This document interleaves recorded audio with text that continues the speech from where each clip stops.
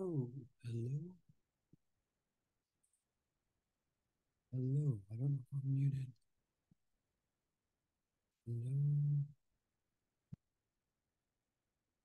Hello, hello, hello. Long time. Can you? I don't know if you can hear Good me. afternoon, Professor.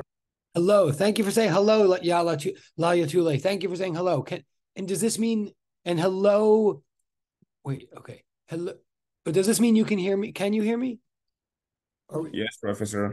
Okay, thank you. Okay, great, great, great. Okay, so hello, Layatule. Hello, good afternoon, Montserrat. Hi, Caitlin. Good afternoon, Madonna. Hello, Jamie. Yes, Madonna. Hello, Madonna, twice. All right, excellent. See, now it's all hello, Taco Room. Now I feel like I know you so well. That's great. Like I even know who you are. Okay. Good afternoon, Sadie. Hello, Amelie. Hello, Alirot. Hello, Josh. Josh? Um, Madonna's flying solo. Like that's so gutsy. She's totally flying solo. Somebody help her out for God's sake. Oh, and now Taco is actually Taco. It only took me till the second to last class to be. Wait, and that's a duck. Wait, no, that's a thing from another class. Okay, I don't know if that's a coincidence. That's okay. No, so it's great to see you, and I'm glad that Madonna's having a good time. Why can't anybody else? All right, no, I very much appreciate. We do have to do physics. I just been a long time. I mean, thank goodness I met you guys when I did because we haven't been together for 3 weeks. I think. Good afternoon, Sebastian. Sorry, and hello, Josh. And Josh just changed his name. Yes, this is a good place to change your identity to protect the innocent. Okay. Yes. So we have some physics to do, but I know we're in that crazy time of the year. So let me say a couple of things. It was really such a privilege and honor to be in your class last week before the holiday. That was a bit impulsive. I didn't think that was going to happen. And then I had when I realized with Professor Moses that I could do that, I promised myself and him that I would only interrupt for like 5 minutes. But I couldn't leave. It was like too much fun. And you guys were great. Um, and then of course he and I talked about it for a while afterwards. So it is too bad for me that I get to know you better toward the end. I do want to take this moment to also remember now that maybe you know who I am a little bit better and I know who you are. Even though this is a finishing course, right? Like there's no more physics after this, of course. And I mean, and good. Um, do know that if you need anything in the future, like support, like letters of recommendation for graduate school or for a job or for a summer thing, please do know that Professor Moses and I would very much like to help. And even if it's hard to track me down physically, you have my email address and my texting and all that. And so please do feel free to reach out. I do write letters and stuff. And I really do feel like now I could say something about something very specific about just about every one of you. So, okay. Okay. Uh,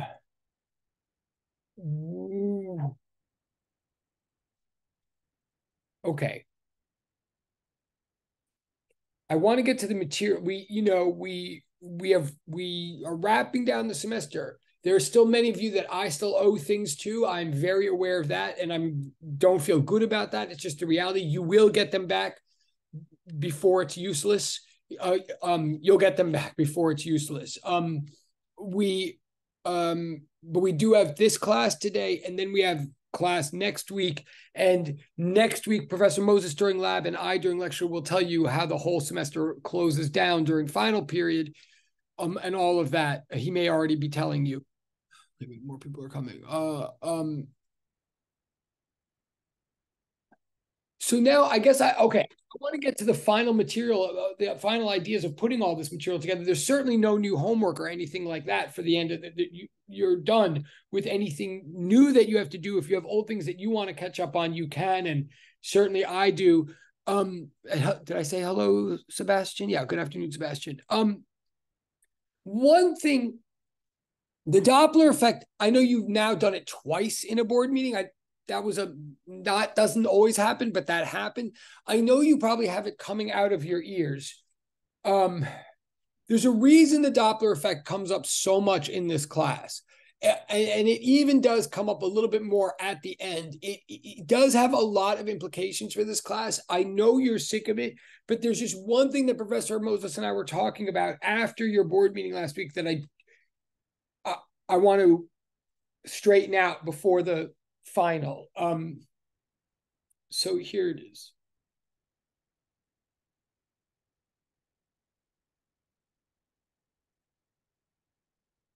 You see, yeah, you can see.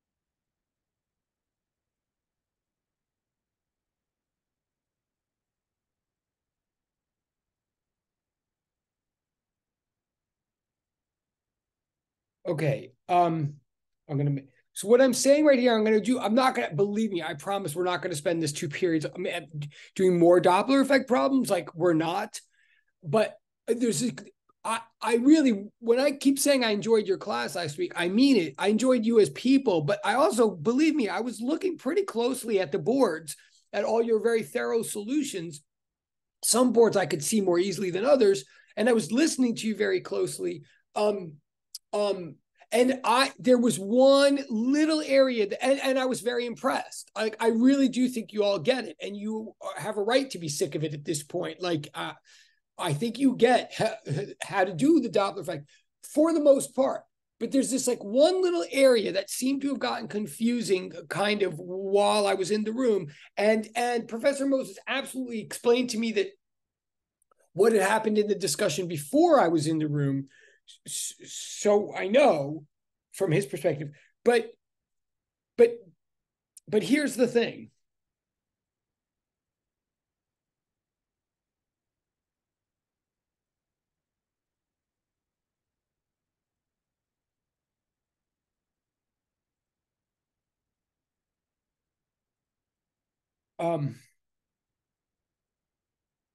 I think what confused people a little bit was the wording of the problem. When the problem says that the sound source passes you, where it said something about the object passing you, which is realistic, right?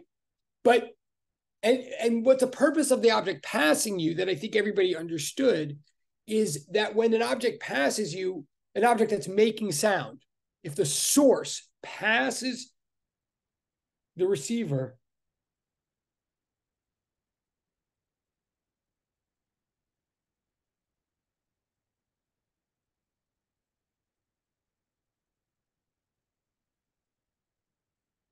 when the source passes the receiver, that's important to understand that scenario, because it's like it's one of the most realistically vivid demonstrations of the Doppler effect. Because if you're standing on the street in New York City and a car or whatever that's making sound passes you, the dramatic change in frequency occurs during that pass. Like the passing you is the effect where you hear something like the big dramatic drop in frequency that's really noticeable happens at that moment when the sound source was approaching you, and then next thing you know is receding from you, right? Because as I think you all very much do understand, I'm confident you all understand, when the source comes toward the receiver gets a frequency that is higher than that which is sent. And when the source goes away from the receiver gets a frequency that's lower than that which is sent. Again, that's the part I think everybody does understand. So when the source passes you, what we're trying to think about is, okay, the fact that we went from approach to recede. But when the source passes the receiver, what's also happening is the source went from being on like the left side or the north side or whatever of the receiver to being on the right side or the south side, whatever. Like the source now goes to a different side. So from the point of view of solving the problem, I think an issue that arose for many of you, like consciously or not, an issue was that when you were analyzing the source passing, you knew two things were happening. The source was going from approach to recede, and the source was going from one side to the other. So you had to change your picture, right? And I think, and I'm gathering from Professor Moses also, that for many of you, once you had to change your picture, once you once you had to change from like this to this, and let me be and let's say like in this first picture, I'm assuming in this first picture the source is coming toward the receiver, as is the wave, right? But in the second scenario, now the source is on the other side and the source is still traveling in the same direction, but now the wave is going like this, right? So this is like before.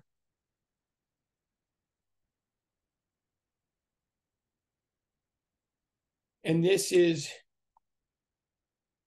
after. So two things happened, right? Like we've gone from approach to, so two things.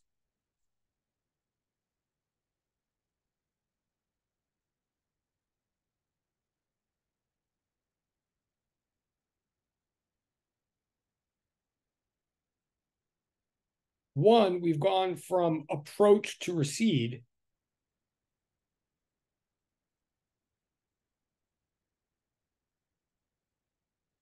And two, the source,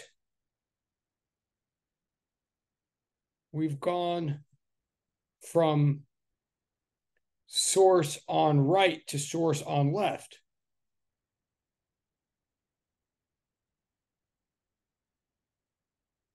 Now, I think because of those two things, many of you consciously or, well, I think it was ultimately conscious, many of you decided, I chose a frame of reference in the first case. I chose something like, okay, I'm going to make everything to the left positive, let's say. You probably went to the right, but you made a decision and you called one direction positive.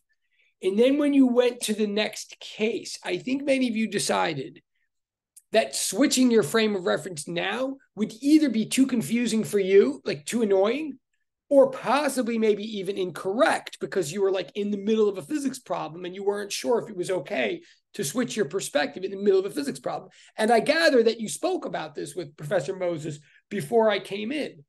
And I gather that, like maybe not right before I came in, but like at some point before I came in. And I gather that Professor Moses, like correctly acknowledged that according to physics, you can do whatever you want. I mean, that is true. You can choose whatever frame of reference you want at any moment, and you should choose whatever is most convenient. So since the consensus of the class seemed to be, and I really am looking for feedback here, actually, like if I say anything that's like at all wrong, please let me know, because like obviously I wasn't there.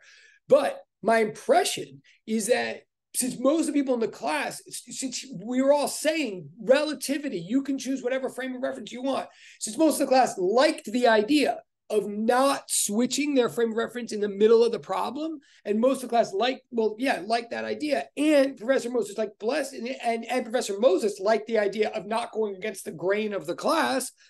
It seemed like a consensus was formed where you decided whatever we choose for our frame of reference at the beginning of the problem, we're going to keep that through the end. Now, first of all, you're correct that you can do whatever frame of reference you want, and that's like super important in physics. Second of all, Professor Moses is totally correct to like be reading the beat of the class and going with it. And like, we're trying to make sense out of all this. We're trying to show that physics actually makes sense, not that it's just like a bunch of crap to memorize.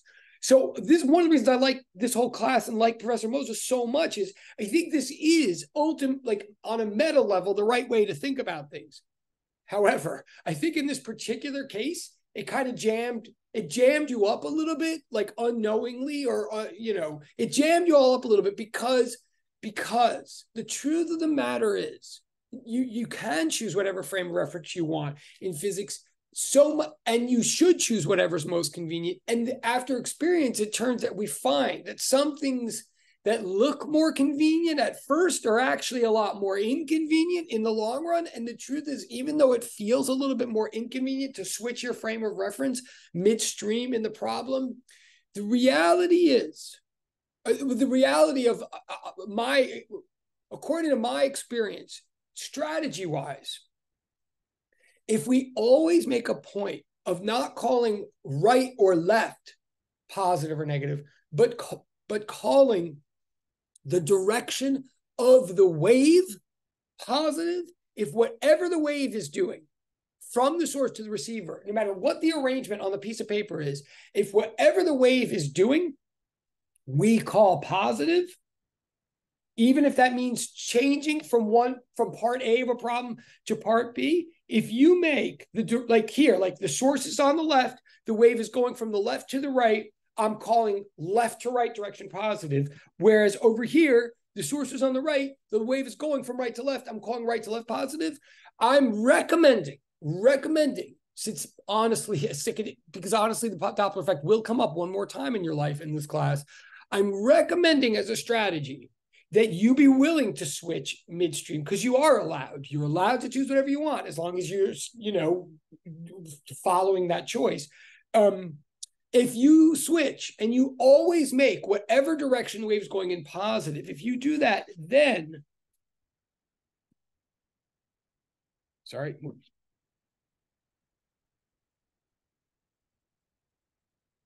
if the direction of wave motion is always designated positive, then the velocity of the wave relative to the medium will always be positive, will always be greater than 0. Okay. And then wavelength, well, first of all, then your calculations are a lot easier. Like then you'll know much more quickly what's negative and what's positive. But most specifically, then your wavelength will always be greater than 0. And your frequency will always be greater than all your frequency values, and wavelength values will always be positive. The truth of the matter is, I saw that people were getting like negative frequency values and negative wavelength values. And yes, like that, those values they were consistent with the reference frame people chose. So it was like totally worth letting it go. And like, there's no reason any of this would have warranted stopping the class or correcting any of your work midstream, because your work was good.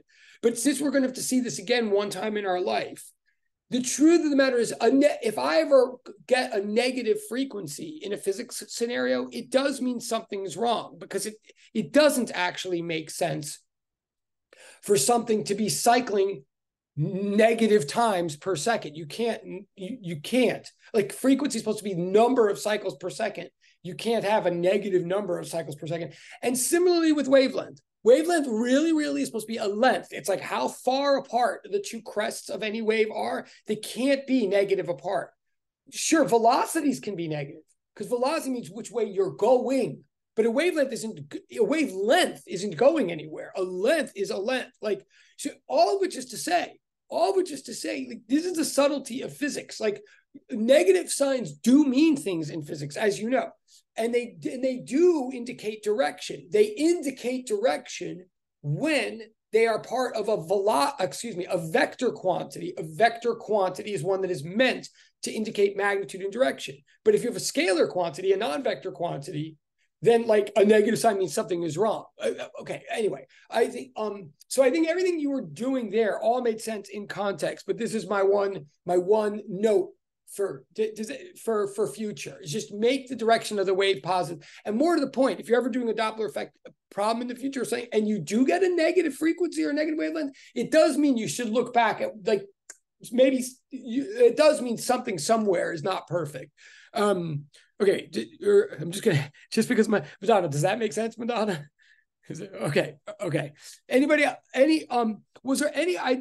We're gonna move on. I mean, in a minute. But again, I feel like there's no going. But you can turn a cucumber into a pickle, but you cannot turn a pickle into a cucumber, if you know what I mean. And I don't know what I mean, actually. What I'm saying is, now that I've met you guys, I can't go back. You're real people now. So before I go any further, is there any question or anything that came up in that lab period or at all that you're confused about or want to address now? Madonna says no. Okay, well, that's good enough for me. Okay, all right. This is sad that we're missing. We used to have so many video people in the class. All right, well, anyway. Wait, and there's something in the chat. No, that's text. All right, then I'm totally going to shift gears.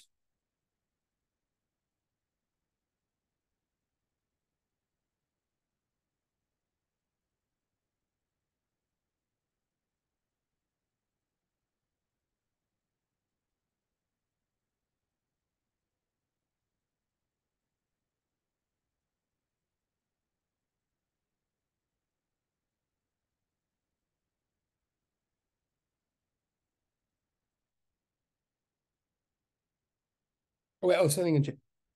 Oh, wait. Huh. Okay. Okay. I'm seeing something in the direct chat. Okay, that's convincing. All right. This is gonna hold on one second.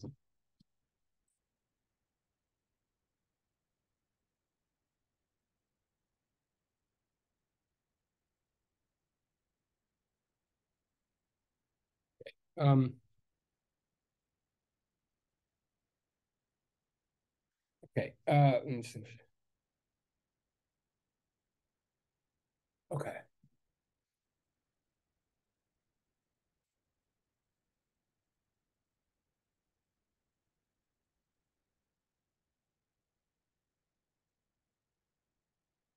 Actually.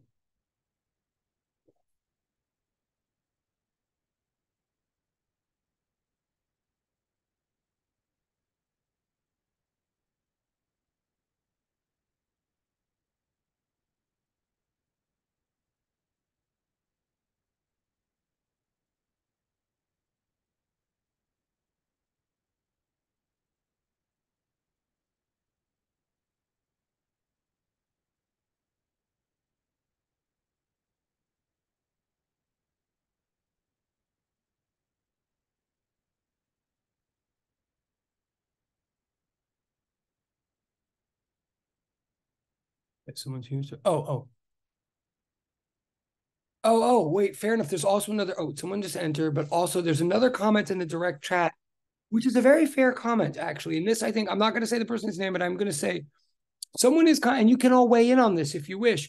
Someone has just said that they will comment that it is annoying to keep track of all the variables in the Doppler effect problem, velocity to wave source or velocity to a wave receiver, etc. It's a hassle. That is totally true. Wait, zoom apps. Okay, that is. It is. I mean, to be honest, it is annoying, and it does take practice. There is a lot to keep track of there. I can't really. Okay, you know what? I'm going to take that very seriously. Hang on a sec. Of course, I can't change that fact exactly. But okay, here's how I'm going to address that. I agree. It is annoying. And there's a lot of room for error. Let me do this. This may be a better way to do this class right now. And again, just keep the more people put in the chat or whatever, whether it's serious or jokes, the more, at least my talking is part of a conversation, right? I mean, I'm going to be talking. It is a long class. But the more you do this, the more I can restructure what I have to say. I have to give you the last material, and I will one way or the other. But I can make it more responsive to what you say, the more you say. And maybe it'll just be easier to listen to that way. So I'm gonna fresh page here in response to what somebody, and someone else is. Okay, wait, someone else is. Yeah. Okay. Yes. So someone else just said in the direct chat, and you don't have to keep it direct, but if you want to, okay, someone else said in the direct chat, contributing to that, I feel like sometimes it's confusing to understand the positive and negative directions. Oh, absolutely. It is the most confusing part of the whole thing.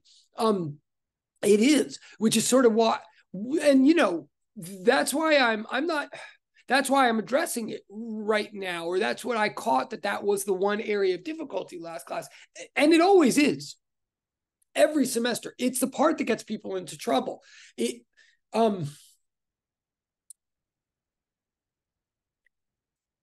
Yes, I mean, I'm very sympathetic. It is important though. Like I can't make it go away. But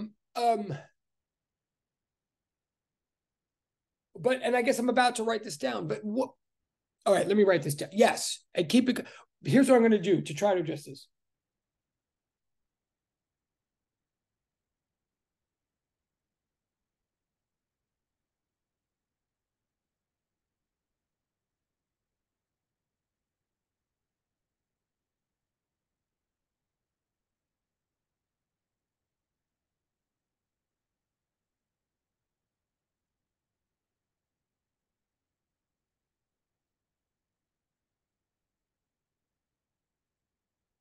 Okay, like the positives and negatives are annoying. All the different velocities and all the subscripts, like velocity of wave to medium to receiver, all super annoying. Like, why do we put you through all of this? Well, I mean, of course, partly because it's like reality, and you're here to learn about reality of the world. But more specifically, why do we choose this example of a problem to keep revisiting and keep revisiting? Particularly one where the negative signs are so annoying. There's reasons. Here's the reasons. And they're not necessarily going to convince you, but just so you know what the thinking is.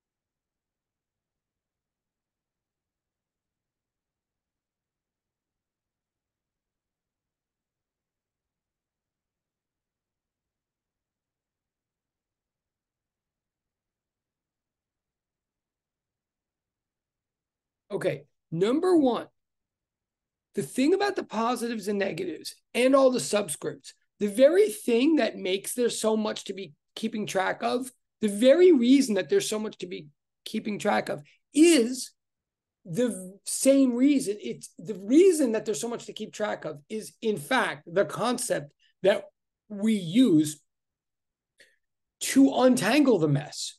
Like what I'm saying is all of the details are arising because of Galileo's principle of relativity. Like the first thing about the Doppler effect is it is one of the first times, or one of the times, that we're really, really bringing the principle of relativity to its limits. And the principle of relativity really is the principle that underlies physics from 1632 AD all the way, certainly through 1905, and all the way into the 21st century. Like literally, if I had to name one idea that separates physics from pure math, one idea that's actually driving all these computations and calculations that just look like pure math, right? Which it does. Physics looks like math, but there's some kind of idea underneath all these calculations, some idea about space, time, and matter. And the idea that's underlying all of it, honestly, is the principle of relativity. And the principle of relativity is super simple, but it gets super not easy super fast. The Doppler effect, and so part of the and what is, and again, what is that principle? I mean, of course, we can say it like 9 different ways, but that principle, to remind you,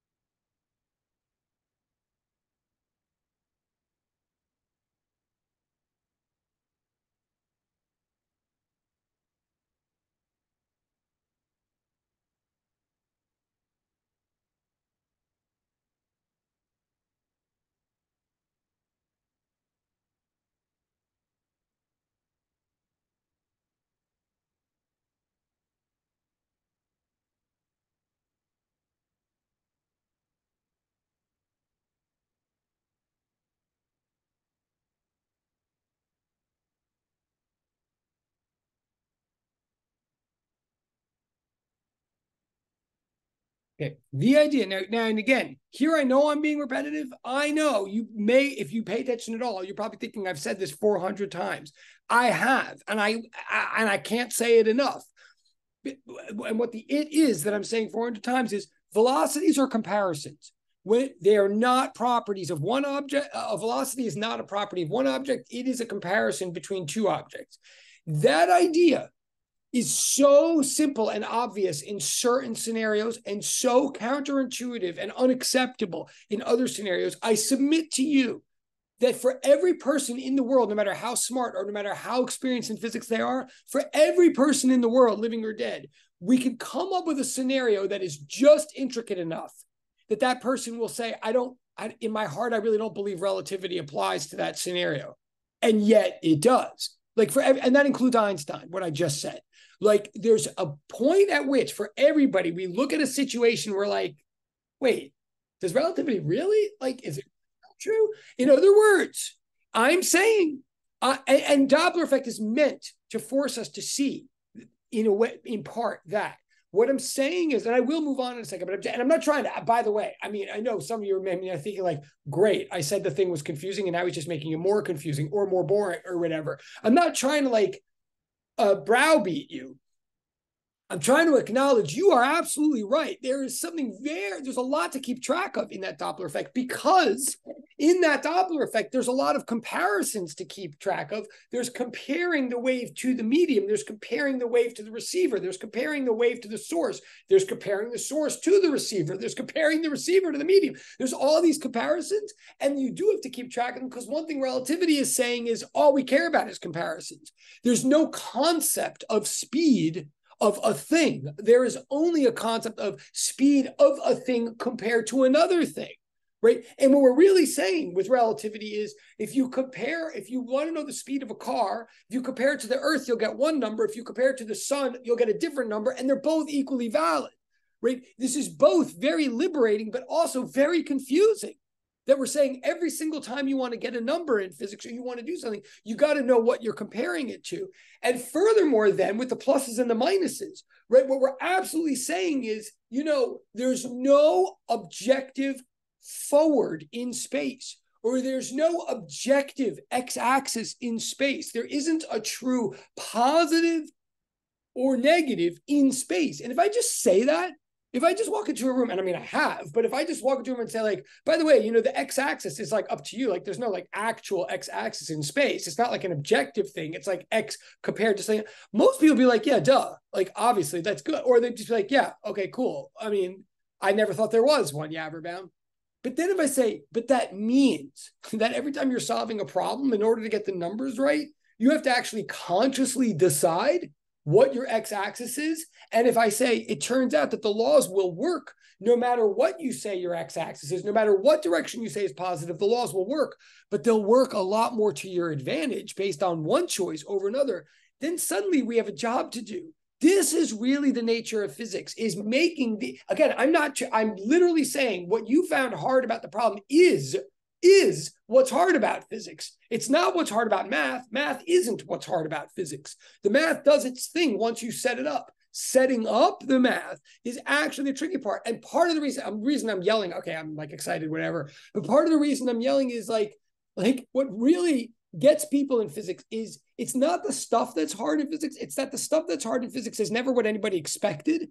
So when the stuff gets hard in physics, people think, oh, wait, I'm totally misunderstood. This must be me. Like, I'm an idiot. Like, I'm totally like focused on the wrong part. Like, he's asking me about all these numbers and I can't even freaking make a decision about a plus sign or a minus sign. Like, obviously I don't even belong in this room or right? I mean, I'm not putting words in your mouth, but like, there's this way in which when physics gets hard, we tend to think it was getting hard in the wrong or the unexpected way. So we think it's our fault. But no, that is exactly what, it's not your fault. It's exactly what is hard about physics and what's important. And so I'm telling you, like 30 years, it's very wise of you, and it's very natural of you to think, well, if Galileo said I could choose whatever coordinate system I want, and if Galileo said the coordinate system's important, then I guess I'm following Galileo by keeping a coordinate system the same from A to B. Like, that's good, smart thinking. The only thing wrong with that thinking is it just turns out that if I've been thinking about it for 30 years, I found out with experience that that actually doesn't work as well as some other choice that I've come to make. Like literally, and I don't mean that right? But this is a taste thing. This is not like math computation. This is really taking seriously Galileo's principles. That's no, okay. I'm yelling and yelling. Oh wait, yeah, I'm yelling and yelling. But so what number one that the Doppler effect is trying to show us is that, oh yeah, because velocity is a comparison, because the pluses and minuses are comparative, because the wave speeds are comparative, like it totally makes a difference what frame of reference you look at this thing from. But then also specifically, wave speed is fixed. The speed of a wave is fixed. Like you've heard of the speed of sound your whole life. What you didn't, because there is a speed of sound. You've never heard of the speed of baseballs or the speed of cars. There's no such, like cars go all kinds of speeds, but you've heard of the speed of sound because the speed of sound is fixed, but it's fixed in comparison to its medium. So the Doppler effect is then showing if you take this idea of comparison and then you apply it to waves, now something funny happens where by fixing the speed of the wave to its medium, all we have to do is move the medium or move past the medium and we start observing changes in the wave. That's called the Doppler effect. That's an interesting, that has implications. So, but that's what makes it confusing. It is confusing. So I'm saying the number one answer of why we make such a big deal is exactly because we're testing Galileo's principle, which you're exactly seeing. Galileo's principle, in short, is just the earth moves, but we don't feel it. That, in a way, I guess, seems self-evident when you're 20 years old, in a way. But like to then apply that to sound is a bigger deal. But there's a number two reason, the number two answer of why we make such a big deal of the Doppler effect.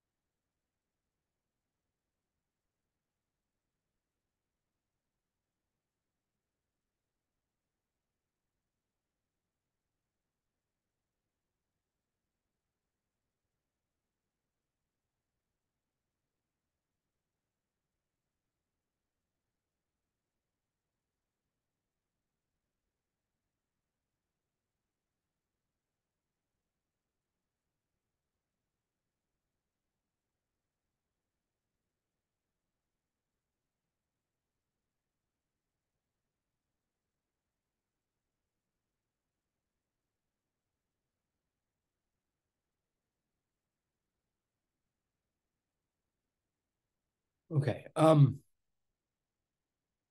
The other reason that gets us to the end of this course material, the other reason that we care about the Doppler effect is it doesn't just apply to sound, it applies to all waves. Anything that demonstrates a Doppler effect is a wave, and anything that is a wave demonstrates a Doppler effect. That means in the end of the day, okay, so this is where we start getting to the end of the course, as I'm saying. That means if we have reason to believe that light is a wave, if we have reason to believe that light is a wave, then that means light is subject to the Doppler effect. And specifically, it means starlight is subject to the Doppler effect. And if that's true, that has enormous implications for the structure and shape or character of the universe, which is really the end punchline of the whole course, is we want to be able to say something about the universe. So, wait, is there any other way? So that's what I want to start dealing with right now. Although I don't know if I really addressed, you'll let me know in the direct chat whether I can't, I mean, part of me wants to like spend more time like straightening out the positive and negative signs and all the details, but I think I don't think you really want me to do that right now. But yes, again, you have my sympathy that stuff is really hard. I think there's one last thing I do want to say about the positives and negatives and keeping track of everything. I do know that there's this equation on the web for the Doppler effect, like supposedly just like an equation where you just plug in the numbers and you get the number you're looking for the Doppler effect. I'm very aware of that equation. It's just real equation, and there's nothing cheating or dishonest about using it. But I did see it in occasional places on some of your boards, and I will tell you, the thing about the equation is technically correct, but it doesn't reveal any concepts. It doesn't allow you to understand any concepts. It doesn't answer many of the questions that we actually ask about Doppler effect. Like, it doesn't solve for wavelength for you or certain things that we often ask you to solve for. But the biggest problem of all of that equation, just so you know, the biggest problem of that equation, and if you don't know what I'm talking about, don't worry about it, but there's an equation that has a plus or minus in the numerator of a fraction and a plus or minus symbol in the denominator. I'm not saying that you're cheating if you ever use that, because it's real. Like, what? But I am saying this. It specifically has a plus or minus in the top and the bottom because it specifically can't tell you whether to do plus or minus. And what you're supposed to do to use that equation is like memorize a bunch of rules for all the different cases. Like if it's receiver going away, then you do a plus on the top and a minus on the bottom. And if it's receiver coming toward, you do a plus on that. Like, you end up using that equation, you end up having to memorize so many rules about what to do with pluses or minuses that, in my judgment, it's much harder. It seems like an end run, but it is much harder to do. And it never, ever actually gives anybody any confidence about the pluses and minuses that you're confused about. The pluses and minuses are confusing. My recommendation to you to reduce the confusion as much as possible is always make the direction that the wave is going in positive. Base for whatever case you're in the middle of, even if you're shifting from one part of the problem to the next. If the wave is going in a certain direction, make that positive. Then anything that's going in that direction is positive, and anything that's going against it is negative. And if you do that carefully, yes, you have to think, but if you follow that, you'll get every plus and minus direction correct. And you'll really see in action how Galileo's principle really works, which is that as long as we make a conscious strategic choice about coordinate system, everything will follow logically in that coordinate system. You don't have to memorize anything, in other words, if you do it that way. I mean, that's the, okay. So just as a recommendation, I wouldn't use that equation that's on the web. I'm just right. And especially if you find the pluses and minuses confusing, I recommend what I just said. Like, okay, you see what I'm saying. So now I'm going to go, is there anything else in the chat? Okay, feel free to keep the chat stuff coming, really. But where I'm going to go is this.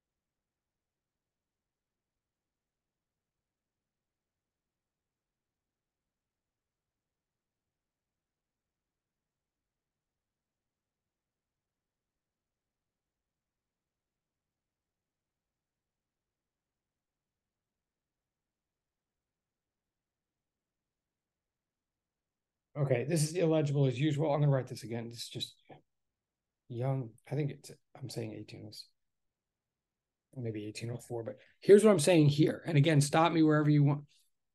Here's what I'm saying here. Light demonstrates a prop, or seems to, under certain conditions, light seems to demonstrate a characteristic or a property or a behavior known as interference, which only waves do. And light has been demonstrating this property ever since Thomas Young, in approximately 1806, it might have been 1804, set up a very controlled, very, very, very precise, and for the time, high-tech experiment where he sent light through two slits, and the light passing through, and it's called the two-slit experiment, or Young's two-slit experiment, or Young's two-slit interference experiment. He sent light through two slits, and the light sent light through two slits, and the light hit a screen on the other side of the room, and the light that hit the screen on the other side of the room appeared to interfere with itself. Or I should say more specifically, the light going through one slit seemed to interfere with the light going through the other slit in a manner that is characteristic of only waves. Now I want to break that down and be more specific about what I mean, but that is a big point. Let me expand, and again, you can tell me to go back if you want.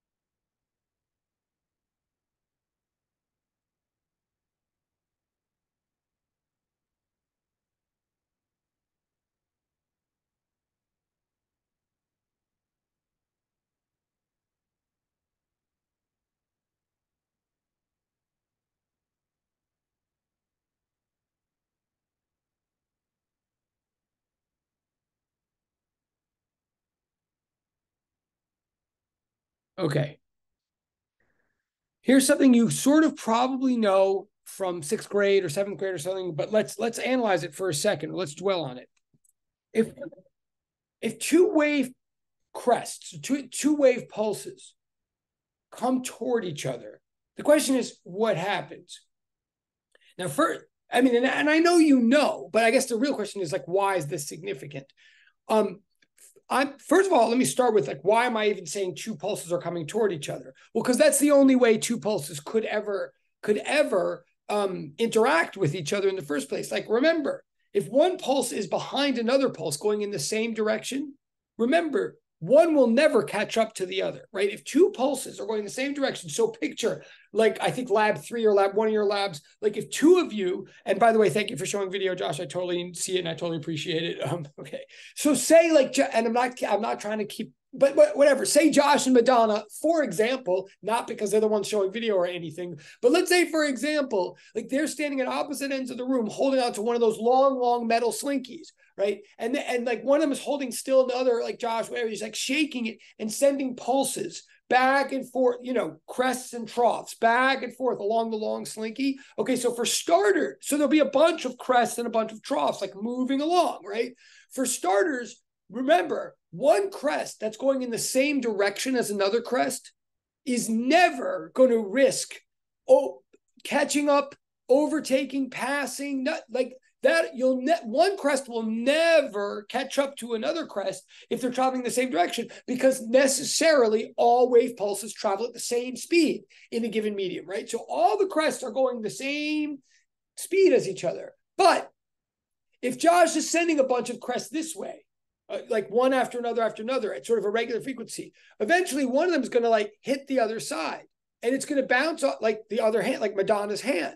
It will reflect off Madonna's hand and start coming back the other way, as though Madonna had just made one herself. Or for that matter, Madonna could make one herself. But interestingly, of their own accord, waves that are going this way will start coming back the other way when they hit a denser medium. So now you'll have pulses that are coming toward each other in the same medium, right? And presumably at the same frequency and all of that. You got two pulses coming toward each other.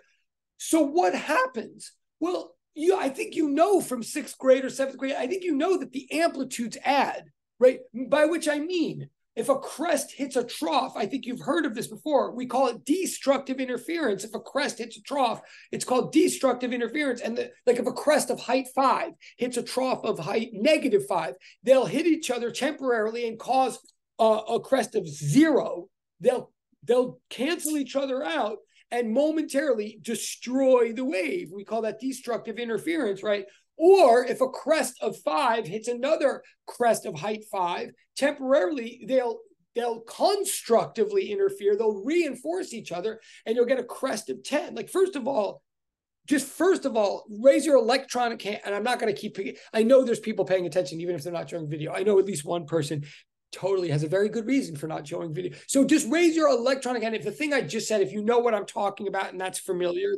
Okay, cool. That was fast too. There's Madonna again. Okay, cool. Okay, so all right. So that's old news, right? But now can we think about that for a second? That's pretty wild, actually. Like, yes, that's called interference. And the whole idea of interference is that amplitudes add. And the math is not hard. Amplitudes just add positive numbers or negative numbers or positive and negative. But think about that for a minute. Like, first of all, baseballs don't freaking do that.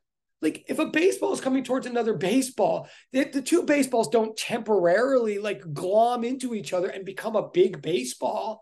Like, heck no. If two baseballs come toward each other, they collide, they bounce off, and they go the other way. They don't merge even for a moment, right? Whereas wave pulses, first of all, they merge for a moment. Meaning they actually share the same space at the same time, like we said in the first day of class, right? Like, let's recall the definition of a particle, i.e. a thingy thing, a piece of material, right? The definition of a particle is a particle cannot, 1, occupy 2 points of space at 1 point in time, right? A particle cannot be in 2 places at once, not just because it happens to be the case that particles tend to not do that, but no, that's what it means to be a particle. A particle is a thing that cannot be here while it's there. But also what it means to be a particle is a particle cannot co-occupy 1 point of space at 1 point in time with any other particle, right? Like literally what it means to be a particle is to be a bounded, distinguishable, countable, identifiable material entity that when it is here now, nothing else can be here now. That's what it means to be a particle. The reason baseballs bounce off each other is because baseballs can't share space at time. But when we casually in 7th grade say, oh, when two waves hit each other, their amplitudes add, like we act like the big point is that their amplitudes are adding. I mean, yes, that is a big point, but like we're totally burying the lead. The lead is that the two waves are like there together at the same time, merging into one wave that has one amplitude. Like what? First of all, what? Like they're both sharing space at the same time, which is, again, exactly what things cannot do. Second of all, when we say that those two waves add their amplitudes together and make a wave of amplitude 10, let's say, right? Like, okay, the math is easy, so we all think it's easy. But then what we're saying, though, is that for that one moment, when the two waves are in the same place, when the two wave pulses are in the same space at the same time, in that one moment, we just have one wave pulse of amplitude 10, right? So if you just take a picture, a snapshot of that one moment, or you just walk in the lab and you see there's absolutely no, it doesn't matter if you have a microscope or whatever, there's no evidence that what you're looking at was combined from two waves. Like, as far as anything in the world is concerned, we're just looking at one pulse that's just sitting there of an amplitude 10. Except that then a moment later, the two waves emerge and continue on their business, each having an amplitude of 5. In other words, that one thing that we are looking at that has an amplitude of 10 somehow has like a memory, or not literally a memory, but like somehow each of these, in other words, two waves, when two wave pulses, when they hit each other, they temporarily share space in a way that particles never can do. Like, even the smallest particles, even electrons, from chemistry, you can't even freaking have two electrons in the same orbital with the same spin, like, let alone in the same actual, like, pixel of space. Like, electrons do not, and they're tiny, right? But they won't share space. You cannot fit two electrons in the same space, but you can fit two wave crests in the same space, so much so that when they're both in that same space, they will just appear as one. They will be one in every sense of the word, except that a moment later, somehow all the original characteristics of each one that came in will be preserved, and each one will go on its merry way. For example, even if the two pulses were different, even if one was a +3 and the other was a -7, so that then temporarily you get -4, then they don't come out even Steven. The 3 will come out as a 3, and the -4 will come out as a -4. So that is completely like, that's like ghosts or something. Like, if we didn't already know that this happens in the material world, it really wouldn't sound like anything reasonable to say about them, or at least not to me. So one thing I'm saying is waves do exactly what particles don't do. When two wave pulses interfere with each other,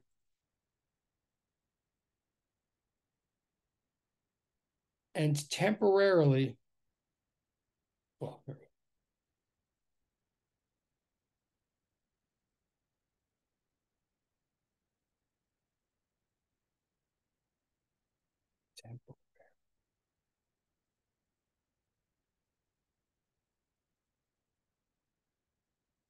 they temporarily add together their amplitudes, accounting for minus signs.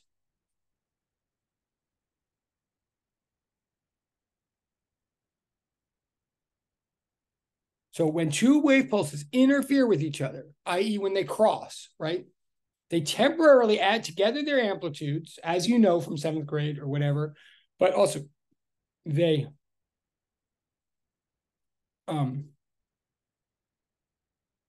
demonstrate an ability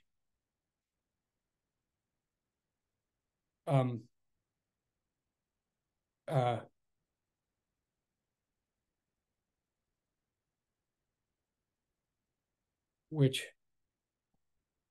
particles do not have.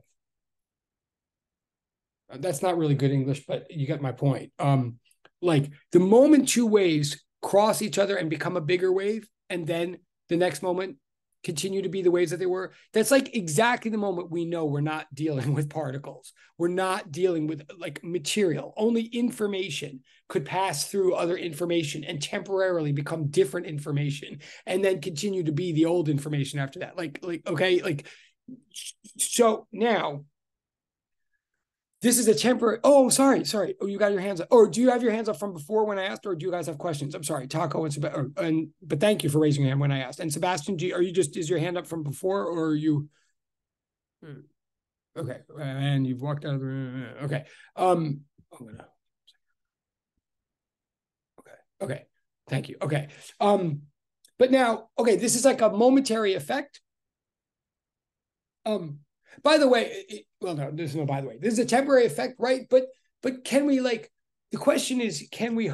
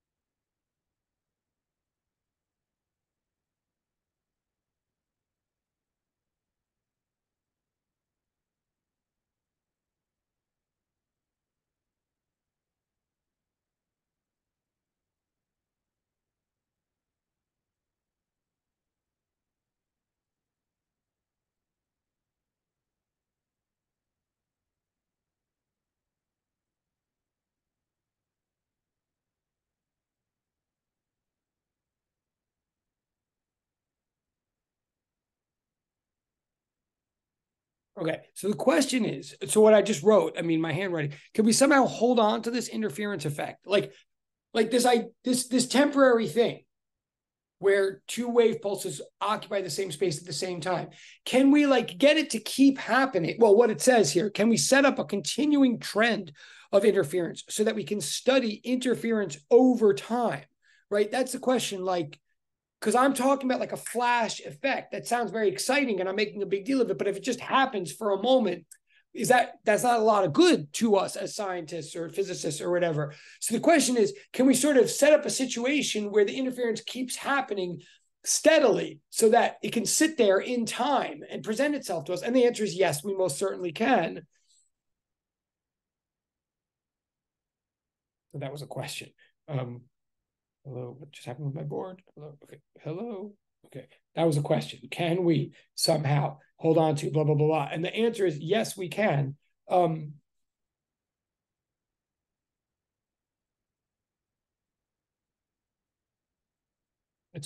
we do this, it's called an interference pattern.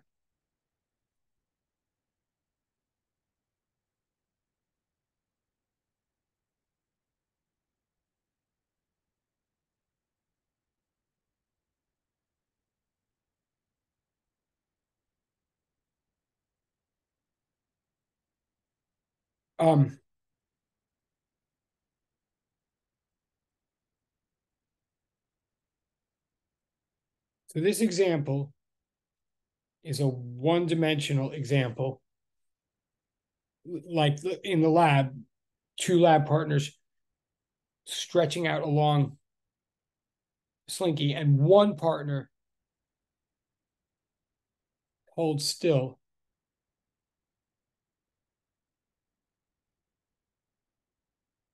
And the other partner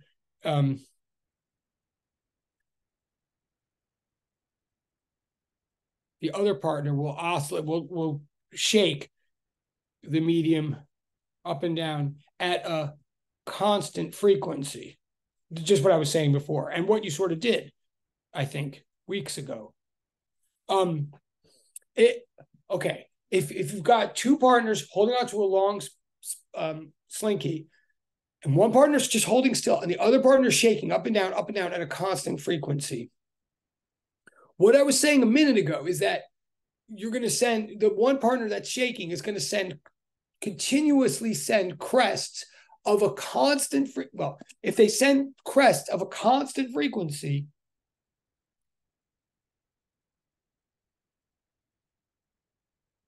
since these are waves that we're sending back and forth in a given medium, so wave speed must be constant.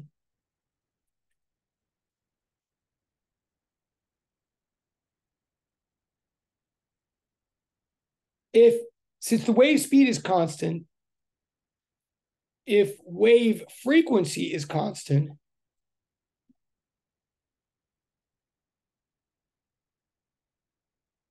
then the wavelength will be constant, like in all of your Doppler effect examples, right?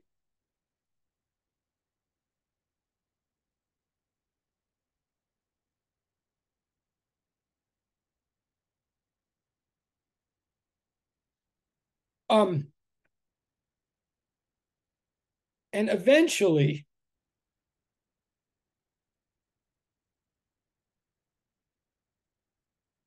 so I'm saying one person shaking up and down, sending like 5 crests every second to the other person. And all those crests are traveling at the same speed. So all those crests will be equally far apart from one another. So I'll have this nice steady wave set of wave pulses will be continually going from one partner to the other. But each wavelength will eventually bounce back.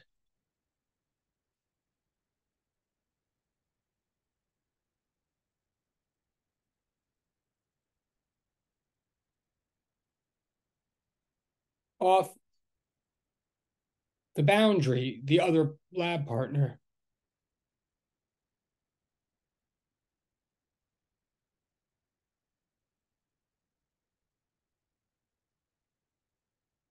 And so what we'll observe is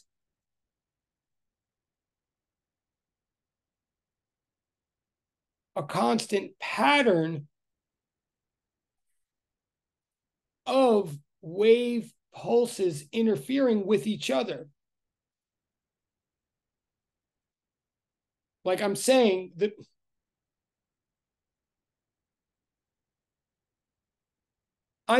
what starts off as like 5 crests per second going to the left, and what starts as like 1 crest every 2 meters going to the left, well, eventually the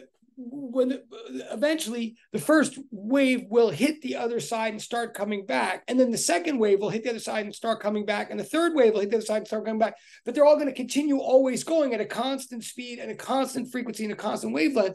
So you're not just going to get waves interfering with each other like randomly. You're going to get them interfering with each other in a pattern. Eventually, the interference of these waves, the constructive and the destructive, will fall into a pattern. And as I think you saw in an earlier lab, what eventually you'll see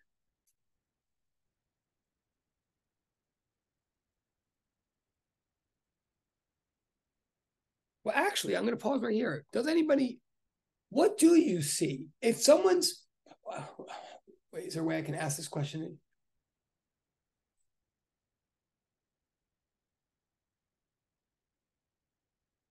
I guess I can't even, I will start asking questions. I don't even think I can ask that question in a fair way. I'm just going to keep going for a second. I'm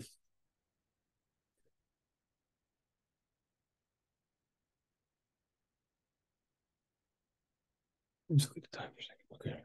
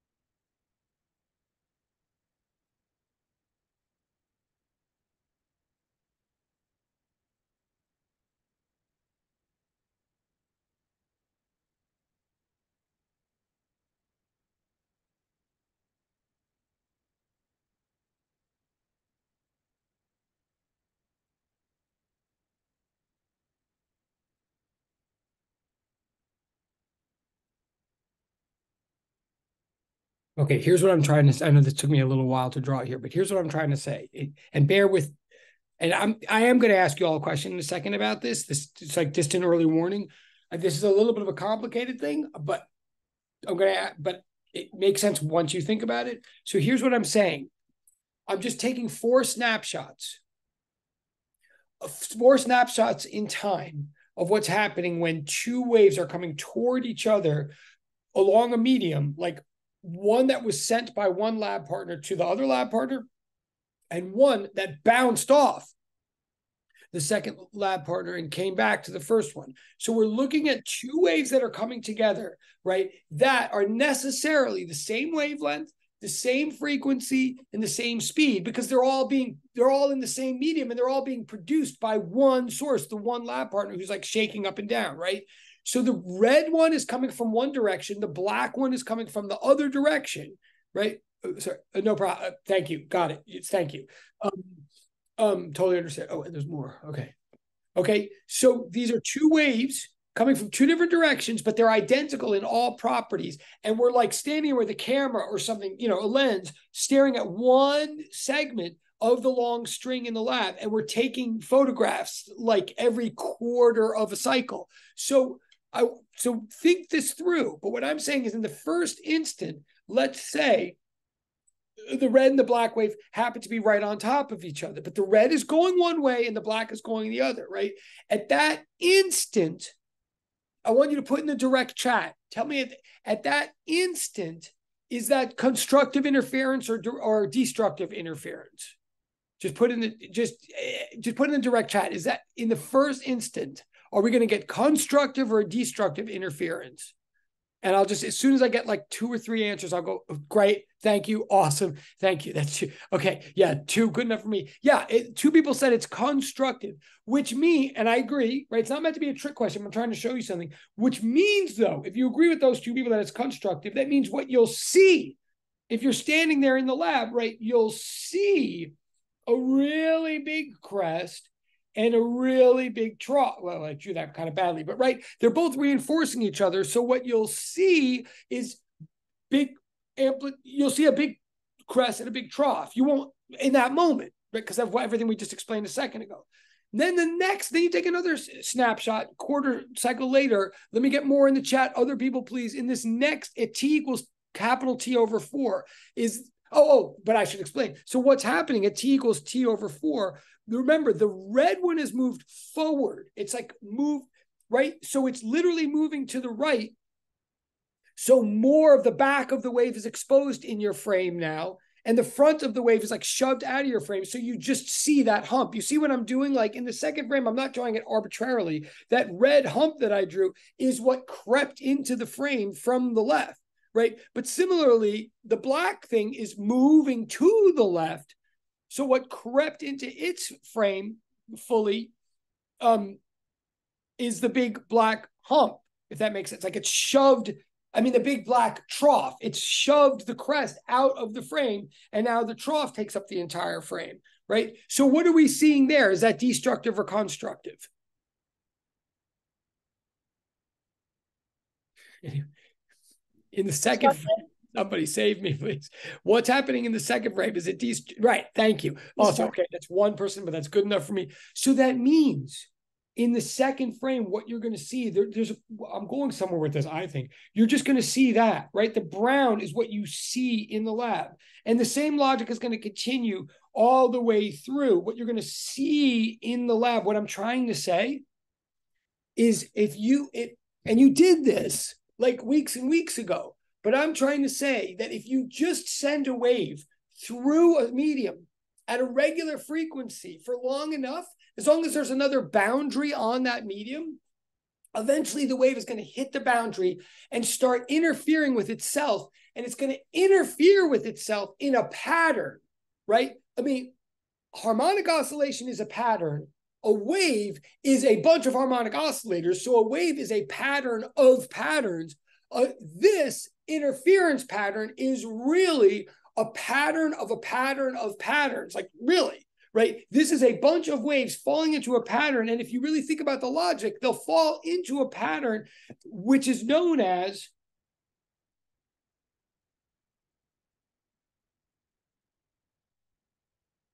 this interference pattern is known as a standing wave, which whenever I used to hear that term, I thought that was the biggest contradiction ever. Like what? Like wave means perpetual motion. Standing means no motion. So what the heck is a standing wave? The standing wave is a very important phenomenon, and it is this phenomenon. A standing wave is what you'll see here if you break down those pictures, or if you did. Oh, I see there was 2 people. Good. A lot of people. Okay, thank you. I'm glad a lot of people actually responded to that. What I'm saying is that constructive and destructive answers that you just put in the chat, they're not meant to be tricks. But if you think about what I'm saying here, you're going to get perpetual, ongoing. You're going to get regions of ongoing constructive and ongoing destructive, so much so, if you look at these pictures, if you look at like this spot right here,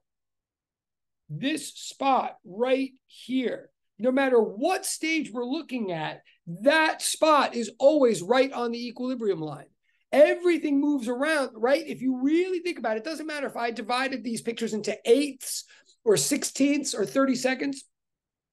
No matter what, the wave is either flat or it's up or down below that point. In other words, what started as horizontal motion propagating back and forth along the string, if you do the horizontal pulses long enough, they interfere with one another perpetually, so that they in fact perpetually cancel out, destructively interfere. They cancel out all the horizontal motion. And if you stand back in the lab and watch, you don't see any horizontal motion anymore. All you see is humps going up and down, like humps and troughs going up and down around points that are perpetually stationary.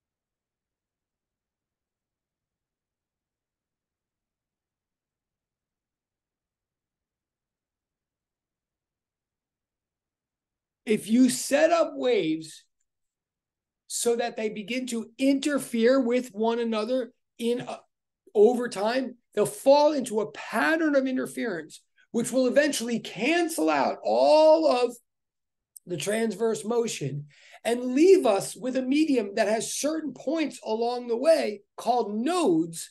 At those nodes, there's never any motion at all, right? Like in the lab, if you shook long enough, you either saw on your string like something that just looked like this, right? Where everything was going up, and this is a lab long time ago for anybody who just started painting. Like I'm talking about like weeks ago.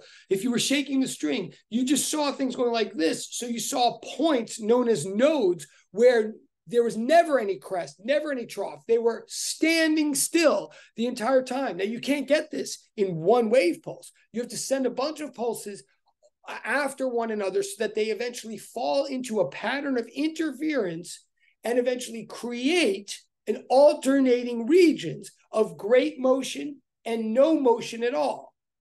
A node is a point of perpetual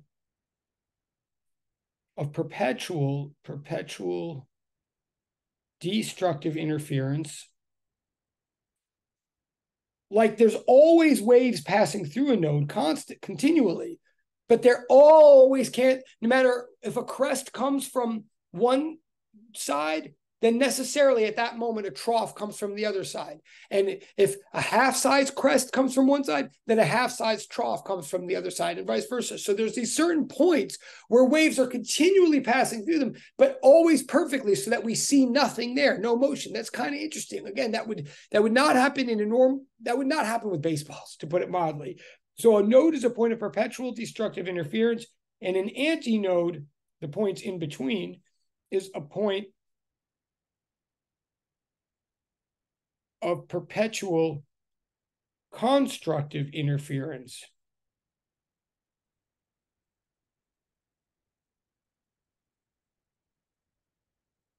Okay.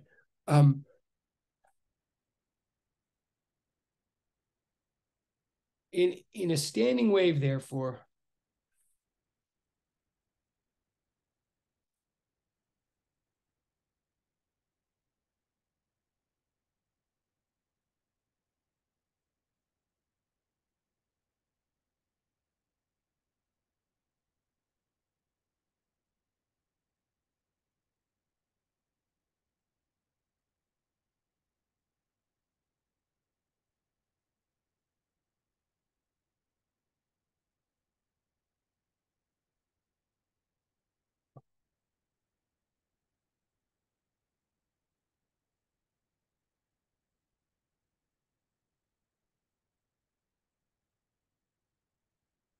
okay, if you set up a standing wave, the bottom line of this is if you set up standing waves, which you can do only with waves, you could set up a situation where over time you look and you see a bunch of wave motion, but you see certain points where you know there must be wave motion, but you see no wave motion at all, like ever.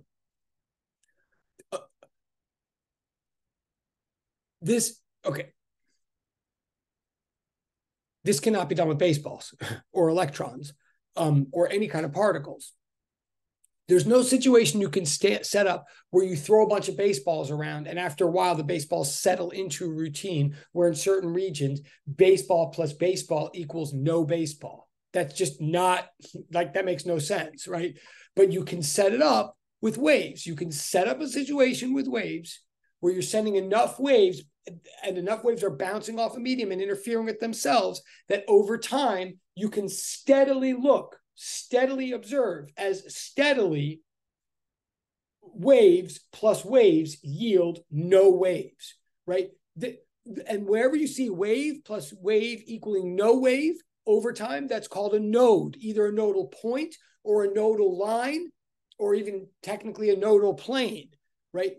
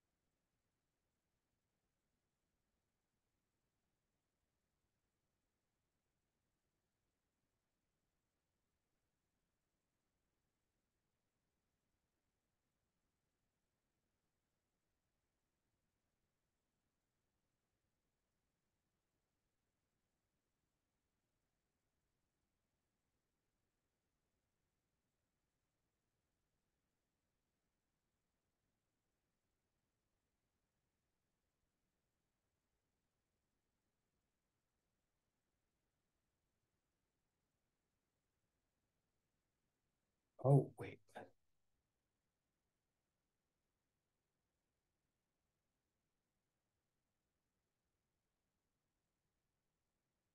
think I see something good in the chat. Bear with me for a second.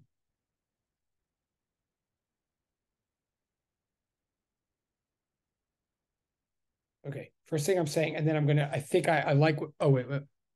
Yes. Okay. Now we're really talking. Thank you, person in direct. The person in the direct chat put something so good that I almost wish they would put their name to it, but I won't. Well, so I'm going to read what's in the chat in 1 second, but I'll just read what I wrote here crazily first. So I'm just saying to observe nodal regions is to observe the interference pattern of a standing wave. A standing wave. To observe a standing wave is to observe a wave, is to observe a non-particle. Like I'm just saying, and then I'm going to repeat what's in the chat. I'm saying if you ever look at a situation where there's like a bunch of motion, but within that motion, there are regions of reliably no motion, you're looking at waves. There's no, because again, that means crests are hitting troughs to cancel themselves out and make nothing. And that, by definition, a particle cannot do that. A particle, for a crest to cancel out with a trough, even temporary. So let me go back full circle again. I'm going to say the chat thing. The reason standing waves are such a big deal is because it's like we can preserve in time this very, very non-particle effect that seems at first blush to be a fleeting effect. Like to go back again, just to drive this home, I'm saying that what makes a particle is that it can't be in the same place at the same time as another particle. A baseball cannot share space with another baseball, and even an electron cannot share space with another electron. But evidently, the crest of a wave can share space with the trough of or the crest of another wave. It does so for a moment when they pass through each other, just for that moment when they pass through. But that's a very exciting moment. It's such an exciting moment that two things could be in the same place at the same time that I, as a physicist, would like to preserve that moment and like think about it, like observe it and consider it for a while. Well, it turns out I can, as long as I turn a regular everyday wave into a standing wave. It doesn't mean the wave stands still. If the wave literally stood still, it wouldn't be a wave anymore. But if two waves keep hitting each other over and over and over again, then the whole effect stands still, because what was this turns into this, right? And so now you have, and this is happening around certain places like that, which are standing still. Right. So we can, in effect, get waves to fall into a pattern of patterns such that we can observe regions where perpetually two things are in the same place at the same time and actually causing each other to vanish. If we ever see that, we are definitely, as far as all of our logic is concerned, looking at waves, not particles. And as someone's saying in the direct chat, you saw the same thing in the water simulation lab in lab 8. Thank goodness thank you for saying that, direct chat person. And I also want to say, well, yes, thank you, direct chat person, for saying that, because it shows you're paying attention to what I'm saying. And yes, the reason you did that. So this is like what I just explained was like the one-dimensional underpinnings of that thing that you saw in 2 dimensions. Okay, I'll even...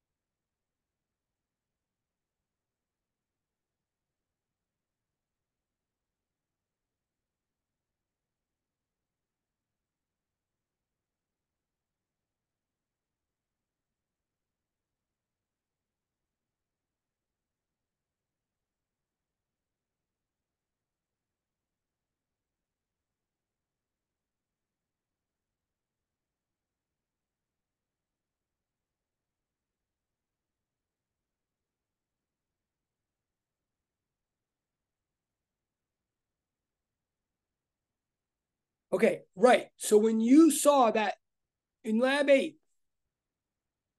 you saw a 2-dimensional example of this concept. The concept, I think, is easiest at first to understand in 1 dimension, but then you saw it in 2 dimensions. And yes, I'm very glad you're making that connection, you in the direct chat. You're totally right. so the idea is supposed to be that after this little bit of lecture and after that bit of lab, that you have this idea in your mind of how to recognize an interference pattern, particularly in 2 dimensions. You can recognize, you can recognize a 2-dimensional standing wave pattern. And when you see it, or interference pattern of a standing wave, and when you see it, the idea is that you immediately recognize that it is only could be caused by wave motion. Pause for 1 second. I'm gonna switch screens. I'm not walking away. I'm just gonna show you something.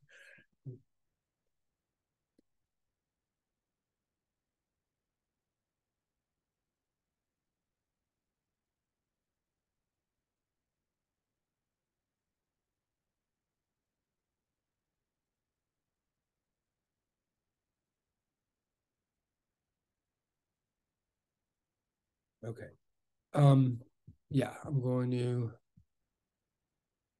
Okay, we're going to switch screens here.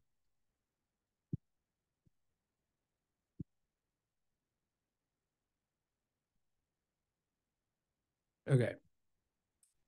Here, so what you have here on your screen is an example. Hopefully this, okay, actually, please raise your electronic hand. If what you're seeing on the screen right now, does it vaguely look like what you did in lab 8? Does it look, that's a yes, Josh. Okay, thank you. All right, that's good enough. Or can anybody else who's not showing video, I do appreciate that. But if you're not showing video, can you just, okay, great. Thank you. Awesome. Okay. All right. So this thing that I'm showing you, and I know I mentioned this in the video that you watched of me 2 weeks ago, but I want to drive it in now. Like this thing that you're looking at on the screen, right? It looks exactly like what you analyzed with regard to the water in that simulation in your lab in lab 8. But the whole point of this is that supposedly this is what happened to light when Thomas Young shone rays of light through 2 tiny slits in approximately 1804. Now, this was a very big deal that he did this in 1804, because remember, in 1804, there were not lasers, for starters. In fact, there weren't even incandescent bulbs. Like he didn't have. So this was the amount of precision and technological advancement that he had to demonstrate in order to do this was pretty remarkable. Like he's actually using sunlight through a lens that he's focusing through to focus the light, and then breaking it up into 2 slits, and then in some cases candlelight being focused through a lens. But like it's a pretty, so it was a big deal for the time, and we've reproduced this experiment many times, as you can imagine, in the century and a half since then, and we've reproduced. I have. It actually, to this nowadays, it's fairly straightforward to reproduce with lasers and things called diffraction gratings. And we always get the same results, is the point.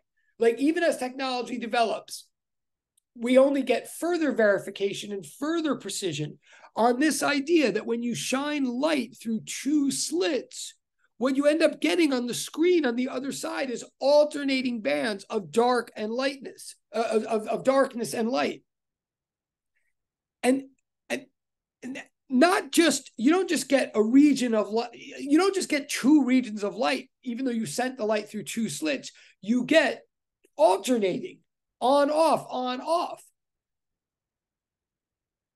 Very specifically, you get places on the screen where light has come from one slit, and light has come from the other slit, and yet like in other words, regions on the screen that are very close to both slits, like very near the center, but they're dark. So light has come from somewhere and light has come from somewhere else, but there's no light there. It totally makes sense. It's like obvious, not obvious, but it's like seems like self-evident and not even worth discussing if you think, well, yeah, crests are perpetually reinforcing, canceling out with troughs. But that means that you're believing that light has crests and troughs. Right? So I'm going to switch screens again now. And that means that you've just resolved a debate that had been raging for like 2,000 years and going back and forth and back and forth. Now, in fact, the debate still is a little bit more complicated than that. But this piece of evidence, this fact, so I'm going to go back to the other screen.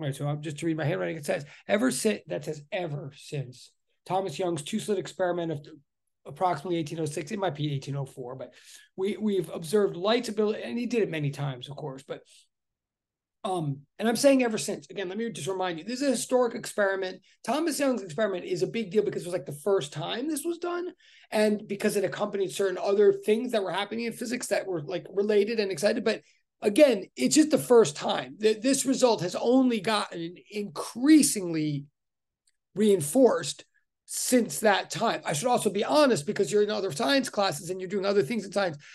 It's also the case that a bunch of other experiments have been done there that also show other things, which like, okay, to be honest, just so I'm not there's also a bunch of experiments that have been and papers that have been written since then, which also show light's ability to act as a particle, which is weird. And so there's like more to be said about the whole topic for sure. In other words, to be honest, I'm not saying that light only behaves as a wave. Evidently, it's more complicated than that. But I am saying that light absolutely can and does behave like a wave. And it does. And we've been confident of that ever since this experimental result. So ever since Thomas Young's two-slit experiment of 1806, we've observed light's ability to settle into an interference pattern characteristic only of waves. Again, okay, you understand what I'm saying.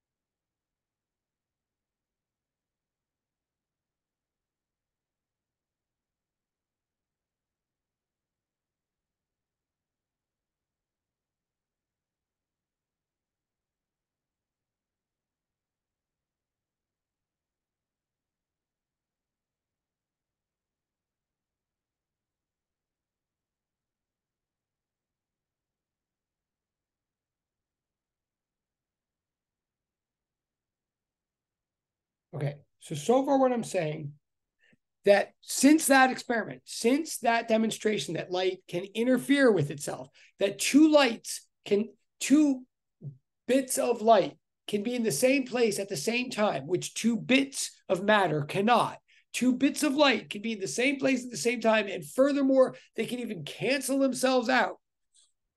The crest of one bit can cancel with the trough of the other bit, which totally can never happen with an electron or a baseball or a planet or anything like that. So we can say from this point on that light is an unthingy thing, right? Which really is meaningful. It means it's a phenomenon. It's an activity. It's not an entity. It's not a particle. Quick reminder of that. You've heard in other science classes through your whole life that for centuries people debated whether light consisted of particles or waves, whether light was a particle or wave. Let me just remind you that is not like asking, is this dog a cocker spaniel or a golden retriever? Or it's not like asking, is this ice cream vanilla or chocolate? Not just because those are silly examples, but I mean, when people ask, is light a wave or a particle? They're not just asking whether it's this type of thing or that type of thing. It's a much deeper question than that. A particle is a thing. A wave is not a different type of thing. A wave is not a thing, right? Like literally, remember with sound, one of the reasons we're dealing with sound so much in this course is because we feel that most people can relate to sound. It sounds like very real and it's very palatable, like familiar to you. We're not, sound is like part of our real world. But the whole thing about sound is it's not a thing. It is not a thing, right? If I yell at you and the sound travels, according to the laws of physics, it travels from my mouth to your ears and you hear what I'm saying. Like something has traveled from my mouth to your ears, but and that would not travel from my mouth to your ears if there wasn't a medium such as air in between my mouth and your ears, right? So a bunch of air molecules are moving in a very specific way, such that if they weren't there to move in that way, there wouldn't be the sound. But the key point, I know I say this all the time, but let me remind you, when I shout, air is moving. But I'm sorry, when I shout from me to you, when I send a shout from my mouth to your ears, the only things that are moving are air molecules, and yet no air molecule moves or travels from my mouth to your ears. That is a fundamental, like, characteristic of sound motion. Put another way, I don't care how advanced the technology gets, I don't care how accurate our microscope is, we will never ever find a particle of sound. There's no such thing as an actual piece of sound. There are pieces of mass, there are pieces of, there are electrons, there are protons, there are neutrons, but there's no sound-ons, like really, right? Like sound is a phenomenon. It is not a particle. Well, when people are asking for centuries, is light a wave or a particle? They're not asking what type of thing is it. They're asking, is it a thing at all or not? When light comes from a fixture, are a bunch of things coming down from the fixture to our eye, or are there just a bunch of things in the room that are vibrating back and forth and sending some sort of informational pulse to our eye? Right? That's a very, like, and so you shouldn't possibly be, you shouldn't be able to answer that it's both. That doesn't make any sense. It either is a thing or it's not a thing, right? And according to this experiment, the Thomas Young interference phenomenon, we are now saying, okay, light is like sound. It's not like electrons. It's like sound. Something is vibrating. Some medium is oscillating in a very, very particular way to send this pulse of information from one place to another. And we call that phenomenon, or that pulse of information, light. Okay, that's what we're saying now. Well, if that's true,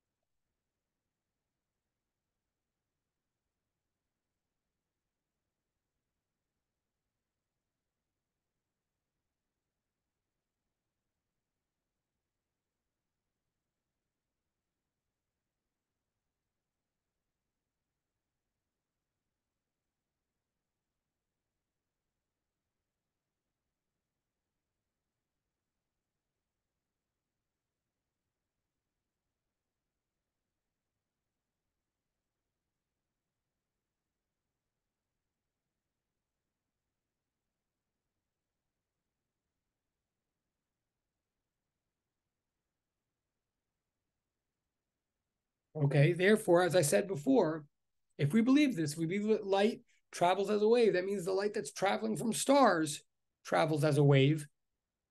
That means that our Doppler effect analysis can apply to it. Why would I want to apply Doppler effect analysis to light? For this reason.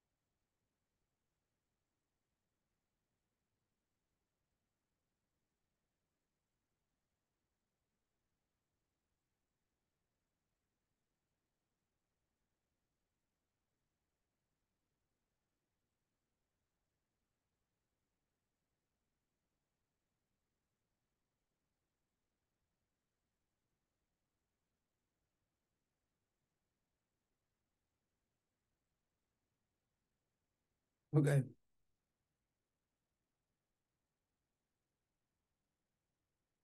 Um, okay. With sound waves, the frequency of the wave is interpreted by the human brain as pitch. With light waves, the frequency of the light wave is interpreted as color. And we find that it's very helpful to be able to apply the Doppler effect to starlight, because it turns out with starlight,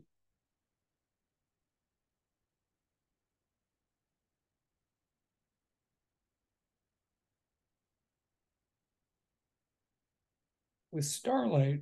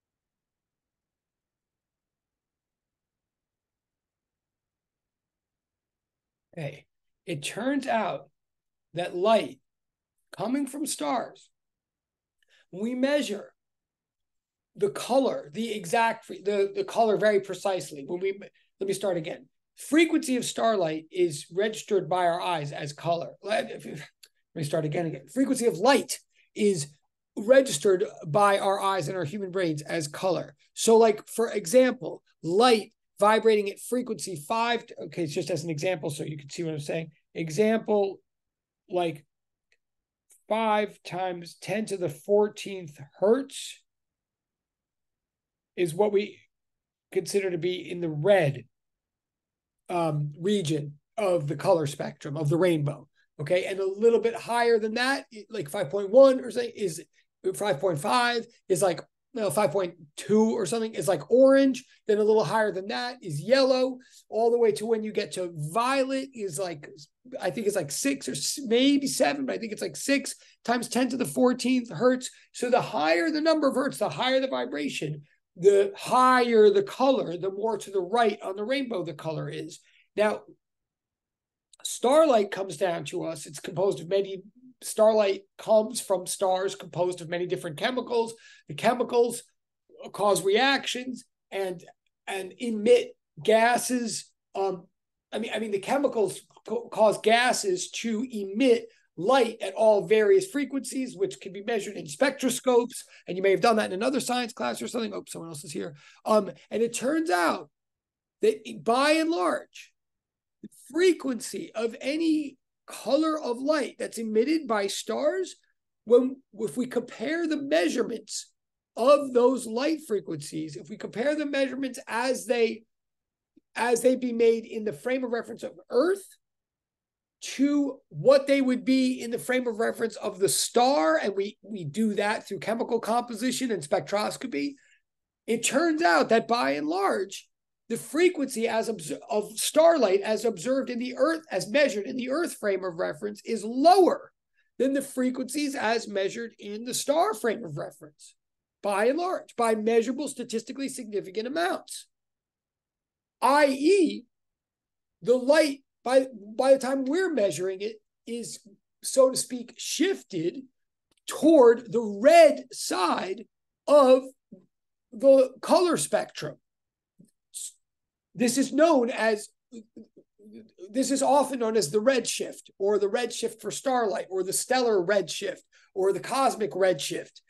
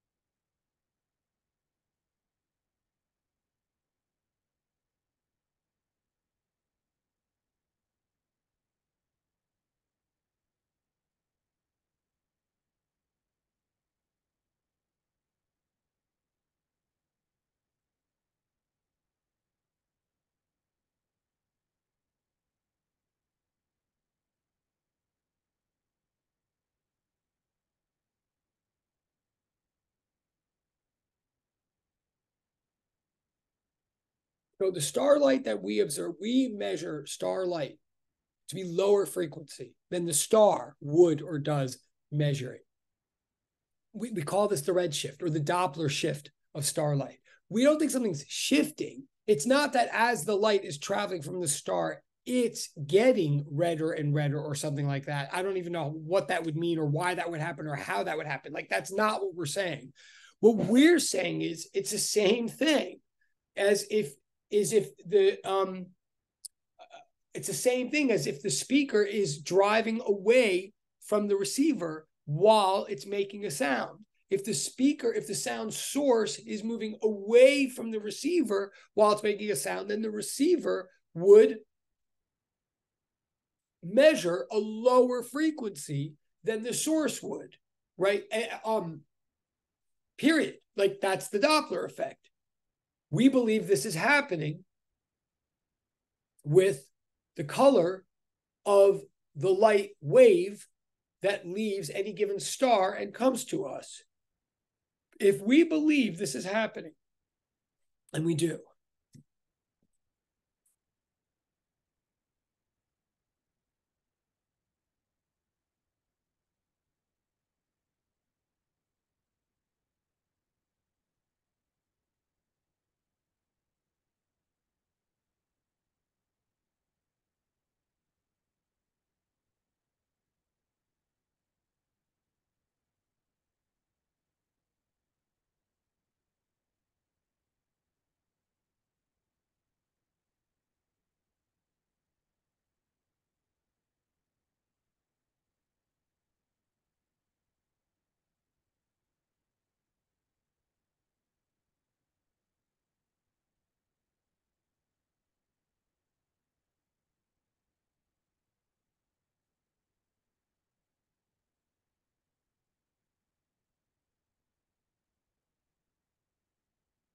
okay, here's where I'm going to ask you a question again. And I know I'm watching the time. This ends at 5:45.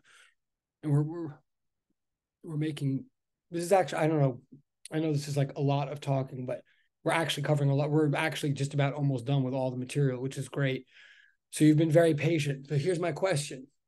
And yeah, I mean, the more we can, we're at the point now where if we could really turn this into a discussion, I think it would be better for all of us. But here's my question. What does that say? What does this say about what the stars are doing? I mean, if you're following all this logic, if we're saying stars are sending light to us all the time, and light is a wave, if we're saying light is a wave, and we're saying the frequency of that wave gets interpreted as color, and we're saying that as the stars are sending this light of certain colors to us, we're saying that in general, we observe the color to be slightly less blue, i.e. more, oh, cool, awesome, thank you. We're observing the colors to be slightly more red than what we believe they were actually, than what we believe stars would observe or measure them to be. we're measuring frequencies on Earth that are lower than the frequencies which we believe were sent. In general, if we attribute that to a Doppler effect, if we believe that it's a Doppler effect of explaining why there's a frequency disagreement over starlight, then if the frequency we're getting is lower than the frequency that was sent, what do we believe about the stars? This is my question to you. I'll repeat it 400 times. Oh, someone's here. Sorry. And I'll repeat it until I do want the direct chat. And for this one, I'll repeat it as many times as I need to. Like, I know this has been a long class. I know it is a long class, but this is like a big punchline right here. And it's kind of a multiple choice question. There's really only two choices to this question once you understand it. It's not really as open-ended as it sounds. And I'm not looking for a number. I'm looking for English. So I'll repeat the question. And I want it in the direct chat. And I will wait till I get a bunch in the direct chat. I'll say it again. I'm saying we got these stars. They're sending light to us. We believe now that light is a wave. We believe waves are subject to the Doppler effect. Our data says that this wave is sent. The data says that the light waves would measure a certain frequency if measured on those stars. I can explain more how we would possibly even know what the stars would measure that as. I can explain that more in a second, but accept it for the moment.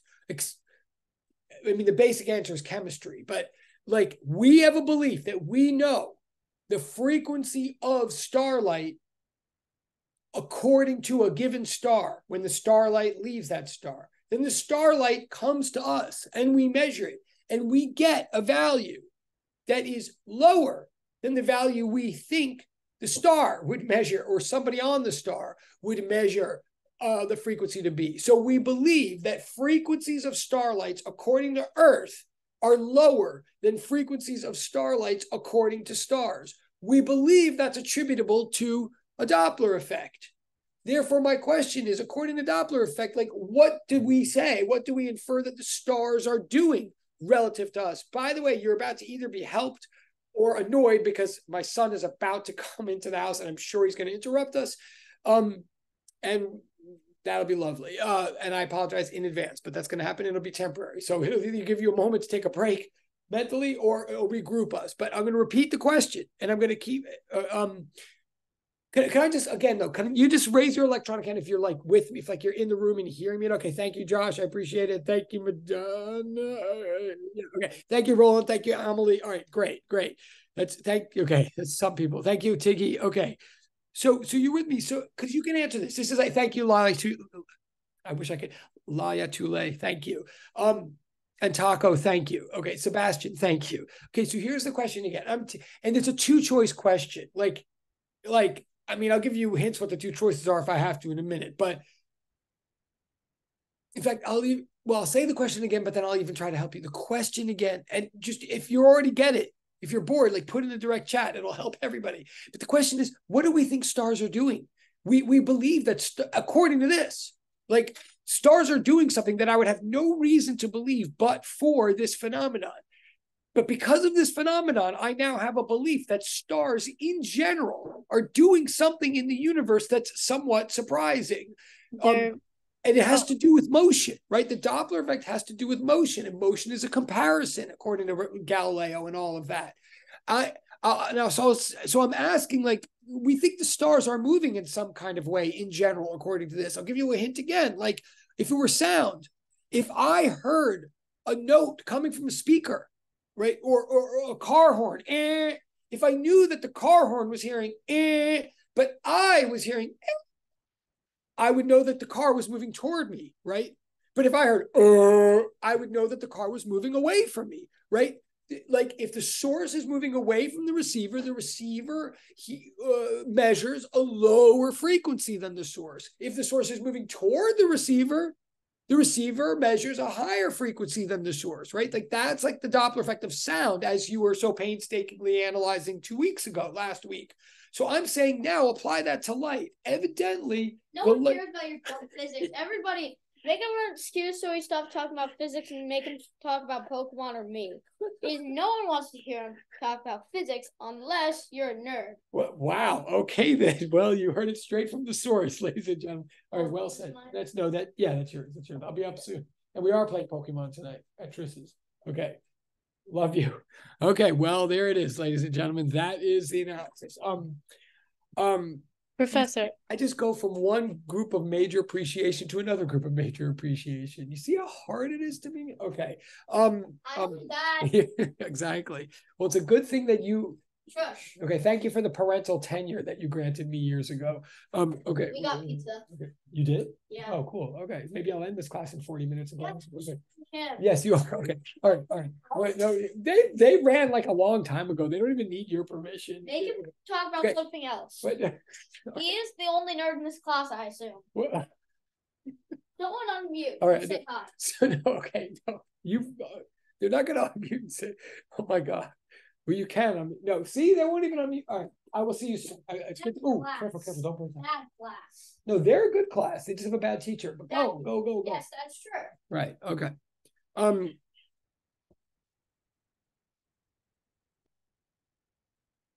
Okay. By the way, the older son is your age, just so you know, but he teaches me even worse. Okay. Okay. So if the speaker came to you, you would hear a higher frequency from the speaker than the speaker hears. Like literally, like that's the point of last week. And if the speaker goes away, you'd hear a lower frequency. I'm telling you, I'm asserting, I'm trying to, defend, but I'm asserting that the light that we get from stars is lower. Here's the key word. We get lower frequency. Whenever you hear in the newspapers, in the New York Times, whatever, red shift, that's what they mean. They mean that the light, and it is in the New York Times all the time. Like this is a very popular science kind of thing, the red shift. And what they mean when they say that is that the light that we measure, the frequency of the light that as we measure it is redder, i.e. lower frequency than the light as we believe it would be measured by the stars or at the stars or in the star frame of reference.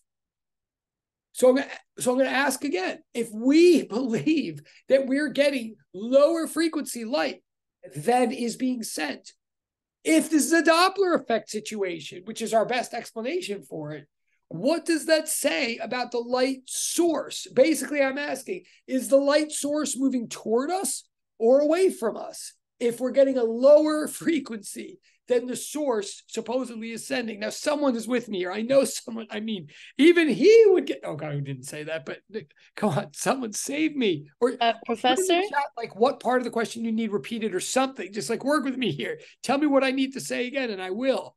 Professor? But the question is, are freaking stars moving toward us or away from us according to this idea of the redshift? Oh my God. Professor, can you hear me? Unmute, please, Tiggy. Oh, it's in the chat. Oh, wait. Oh my God. I'm such a loser. I've been yelling. I forgot about the chat. I'm so sorry. Even though I'm asking you to put in the chat, I've totally just been watching you and not looking at the chat. Wow, I am. Okay, I'm so sorry. Okay.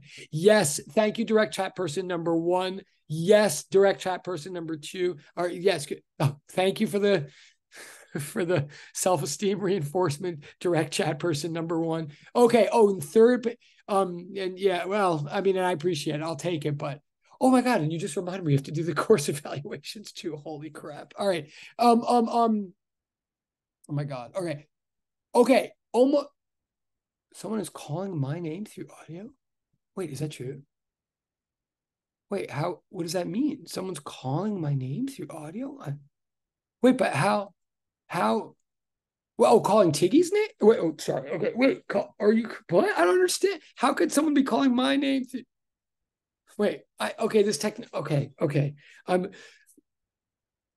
Oh, well, unmute for heaven's sake. Unmute, please.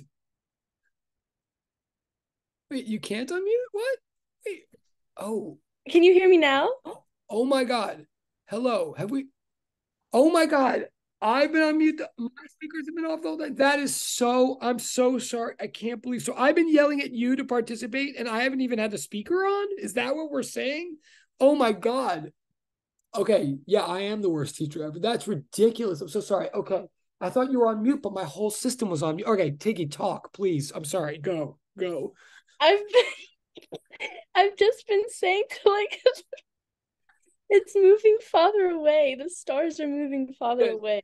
You have been saying, and I saw you laughing and saying something, but I couldn't. Yes, and you put in the chat. I'm so. Oh my God. Wait, and now, okay, and now Josh, you've literally given Josh a heart attack. Okay. Oh, It's totally fine. no, that and Madonna's left. Like everybody's now left. I've totally. Oh my God. All right. I'm so sorry. Wow, that's so crazy. Okay, but yes, she's right, by the way. And also all the people that you can all hear. Oh my God, I'm so sorry. What? You're right. I couldn't hear. Oh my God. I'm so embarrassed. All right. I mean, okay. Yes. And yes, I see the things in the chat. I got so caught up that I didn't even. Yes. I don't think the speaker was off this whole, whatever. Yes. Correct. Okay. And yes, as you say, our ever expanding universe. Yes. So pause for a second. Yes.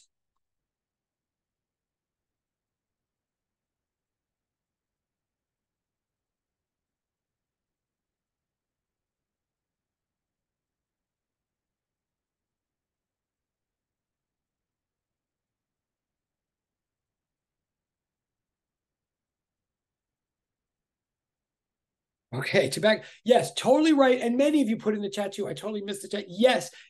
But this is huge. And this is a punchline. I mean, I think this is a punchline of the class. It's also like a punchline in life. Like, let's just examine this for a minute. And we've got like 20 minutes, right? This lands on one last equation. There's like one last equation, which is not a hard equation at all, but it's a somewhat mind-boggling equation, I think. In fact, I'll just write the equation right now. I wrote it at the beginning of and I'll explain it.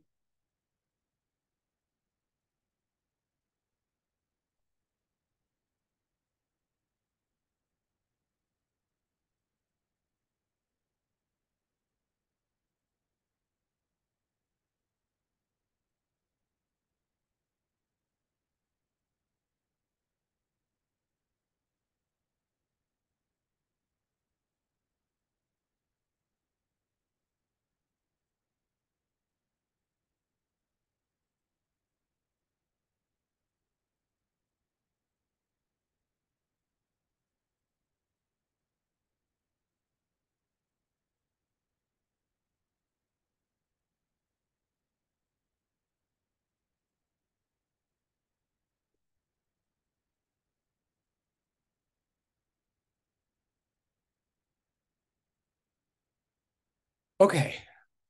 What I'm saying, and we are almost done. Oh, I always spell this wrong. I always spell his name wrong because there's so many Hubbles in science. Sorry. It's spelled like this. Okay. Evidently, these stars are moving away from us in general. Evidently, we believe that the universe is always expanding. You've heard that so much in your life that maybe, like many other ideas, such as the earth is moving, maybe you've gotten used to it and it just sounds like one of those things, the universe is expanding. But let's ponder for a minute, shall we? What a weird thing that is to say. Like, one of the reasons I'm so painstakingly like spelling out all this Doppler effect stuff and why I force us all to go through all of this like thingy stuff, all this is because really, if you think hard enough about what the statement, the universe is expanding, really means, there is no reason that you should believe it. Like, even at the end of this, like the only possible, by the end of this course at best, I'm hoping you have reasons to believe that other people have good reasons to believe that the universe is expanding. And the reasons they believe it is this whole course. Like, it's because we believe in waves and we believe in the Doppler effect of waves and we believe that light is a wave and all this stuff. But like we needed a whole course to get to this point, because when we say the universe is expanding, okay, well, first of all, what we mean is the whole thing. is expanding. We don't just mean that within the space of the universe, stars are getting farther and farther away from each other. We mean that the space of the universe is growing. We don't, right? I mean, and so first of all, what? I mean, growing into what? Like if the universe is everything, if it's getting bigger, doesn't bigger usually mean like if something gets bigger, usually that means it occupies a greater percentage of the container that it's in or something like that, right? If something's bigger in a room, it means it's taking up more of the room, but the room was already there for it to get bigger into, right? Like if you get bigger, that means you occupy a greater portion of the available space that already existed. Usually that's what we mean when we say things expand or get bigger. Or you blow up a balloon, the balloon gets bigger within the room that you blew it up in. But if we say that the universe is getting bigger, we mean there's nothing but the balloon. And the balloon just got bigger. What? Into what? You see what I'm like? First of all, that's a bizarre idea.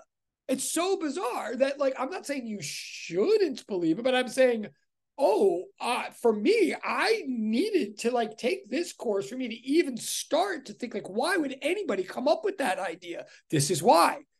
But second of all, let me say, okay. Second of all, let me be quantitative about it. It turns out there's this thing called Hubble's law. Like once we started collecting the data, like this isn't just like a concept. They collect data all the time from starlight, and they compare the starlight as it is measured through chemical composition spectroscopy. Like they compare the starlight as it should be according to the star to what it is according to the Earth. And from that, they infer how fast the star is moving away from us. Because again, remember, the Doppler effect tells you how fast the source is moving relative to the receiver, assuming you know the distinction between the source frequency and the receiver frequency, right? So we collect, since the 50s, like the 1950s and 1960s, we've been collecting all this astronomical data from these stars and putting together tables and graphs and correlations of how fast these stars are moving away from us. And it turns out the farther away a star is, on average, in general, the farther away a star is, the faster it's moving away from us, right?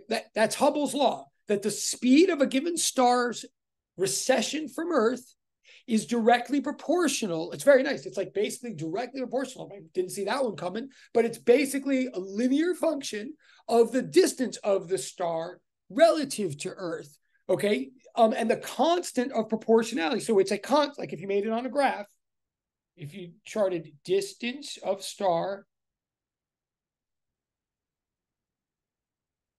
relative to, on the x-axis, and like speed of star recession, if you graphed it, it would be like a straight line like this. And this is all from Earth. And the units that we would do this in, like the distance of star is measured in something called megaparsecs. Mega means a million, and a parsec is approximately 4 light years. I don't have time right now to explain why that's like. Well, I can quickly say, one thing I do want you to know is a light year is the amount of distance that light would travel in a year, right? A light year is actually a unit of distance, not time. And 4 light years is actually roughly how far away from us Alpha Centauri is. And Alpha Centauri is the star that's closer to Earth than any other star. It just is. So, that's not the only reason that we care about that number, but so basically 4 light years is it's like a tile in the universe. It's like a good metric for basic interstellar separation. So a parsec is basically 4 light years. So distances of stars are measured in megaparsecs, like millions of parsecs, and speed of star recession can be measured in kilometers per second. Hubble's constant, I'm not asking you to memorize this, I just want you to have perspective on this. The slope of this line, the constant, the rise over the run, is known as Hubble's constant, and it is approximately 70 kilometers per second per megaparsec, just for perspective, okay? So we're saying for every megaparsec away another star is, it's traveling away from us like roughly 70 kilometers per second faster than the one before it. Okay, so these are high numbers because we're talking about outer space. But we're saying in general, the universe is spreading out from us, and the farther away you go, the faster and faster things are spreading out. So it's not just expanding, it's like, in a way, accelerating its expansion. So it's not just like something that's expanding and then eventually will shrink, but it's not just like, well, anyway, it's expanding, okay? It's expanding. And so if you run the movie backwards in your mind,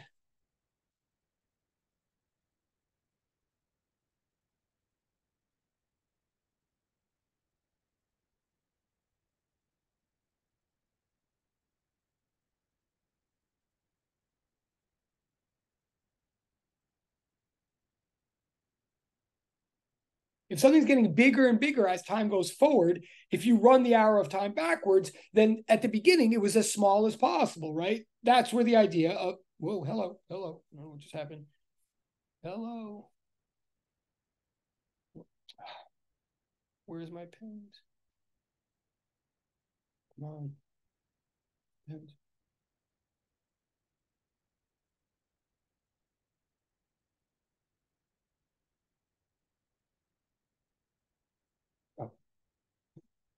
Okay. As small as possible. If you run the film backwards, the whole movie, the whole universe is as small as possible. That's where the idea of the Big Bang comes from. Like the Big Bang is a preposterous idea too, to get your mind. I mean, the beginning, like what was there before, blah, blah, blah. These are all very legitimate questions. But the only reason we even came up with something like explosion in the first place is because the whole universe seems to be a perpetual explosion. It seems to be expanding forever. So the beginning of it was as small as possible.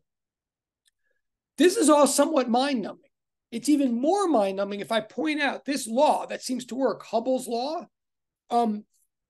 It's all relative to Earth, right? It's saying that the universe, that the space of everything is perpetually becoming more of itself, right? The space that constitutes everything is perpetually becoming a bigger space, and it's all spreading out from us at faster and faster rates as you look farther and farther away from us. And this is all coming. If you like trace the evolution of this class or the material in the curriculum, like we started with just a mass going back and forth on a spring. We put a bunch of springs together. We made a wave in our minds, right? And then we went from waves to fields we went on this whole journey. And one thread throughout that whole journey was Galileo's principle of relativity. Galileo's principle, like none of this is possible without Galileo's principle of relativity. But Galileo's principle of relativity at its core says the Earth is not special. The Earth is just one frame of reference for looking at things. The Earth is not at the center of anything. The Earth is not sitting still at the bottom of the universe. The Earth is moving past the sun while the sun moves past the galactic center, while the galactic center moves past the whatever, the supercluster center, right? And everything is just a piece in all of this motion. But yet here at the end, we land on this bizarre conclusion that if we look at the universe from the perspective of Earth, everything is expanding out from Earth. It makes it sound like not only is the universe getting bigger and bigger all the time, which is already weird, but I have no choice but to believe it based on everything else we've said, but it makes it sound like it's all spreading out from Earth as some special place. Let me assure you that everything I just said, as far as I know, is true. I mean, and I believe it, and I think it's all logically consistent. It's mind-numbing. It's not what I would have come up with, but it seems to be all logically consistent. And also, it seems to be the only reasonable conclusion based on the data we have. All of it is true, but it's not saying that this is only true from Earth. It's saying that wherever you would go in the universe and you looked at the universe, you would observe this effect, that the universe is expanding out at all times. Starlight is getting redder and redder at all times to anybody who's looking. This is a universal principle. How could that be? How could it be that the whole universe is spreading. How could there be more than one center to a big expansion? Like if you blow a balloon, right? If you blow up a balloon, wait, are you with me, sir? Do you understand what I'm saying at all? I mean, I'm going to stop in a second, but like, do you even get, or, am I like all over the place? Does this make, maybe I should pause. Oh, yes. Okay, Josh. All right. I'm going to end with this.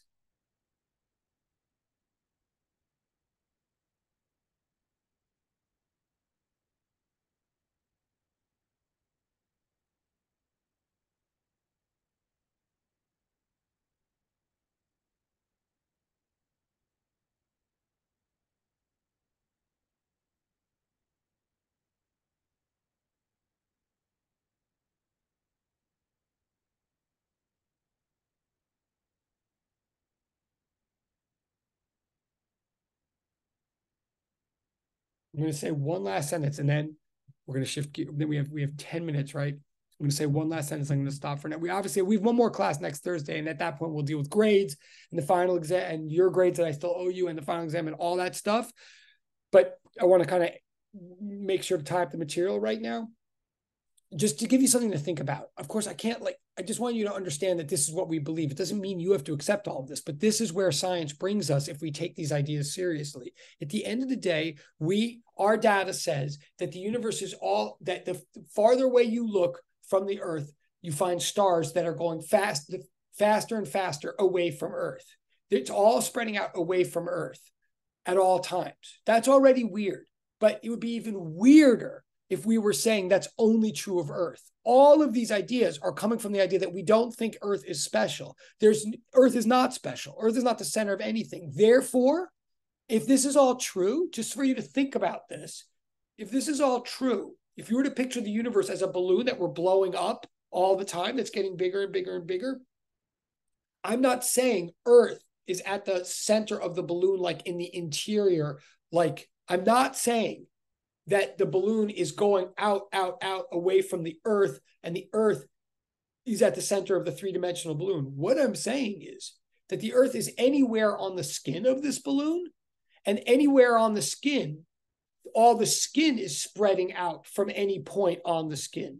Any point on the skin of a balloon, when the balloon is blowing up, sees the skin get farther and farther away from it, right? Any point on the skin, no matter which point you are. So when I say the universe is all spreading out from us at all time, I mean in the same way that it's spreading out from Jupiter or Andromeda Galaxy or whatever. And that makes total sense as long as you believe that when I say universe, I mean the skin of some larger dimensional region of space. That is to say, all of this can make sense as long as the three-dimensional world that we think we're doing science and physics in, the three-dimensional space that we appear to be navigating and inhabiting and analyzing all the time, as long as that is actually the skin on a deeper, higher dimensional, like four-dimensional universe or something, then all of this makes sense. So the conclusion of all of this is we live in a universe that is ever expanding and consists of a higher number of dimensions than we actually perceive in our daily life. That's what this means. Am I saying you have to believe that? No. I'm saying if you want to know what physics believes, it's that.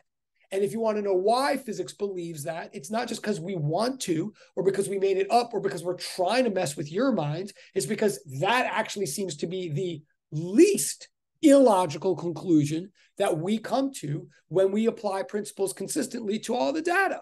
So that's where we are. We live in at least a four-dimensional universe. And I'm not even talking about time. I'm talking about space, according to all this. I'm going to leave it at that. Now, one thing, we have 7 minutes left. I hate to end on this note in a way, but one thing I almost forgot to do that actually does matter.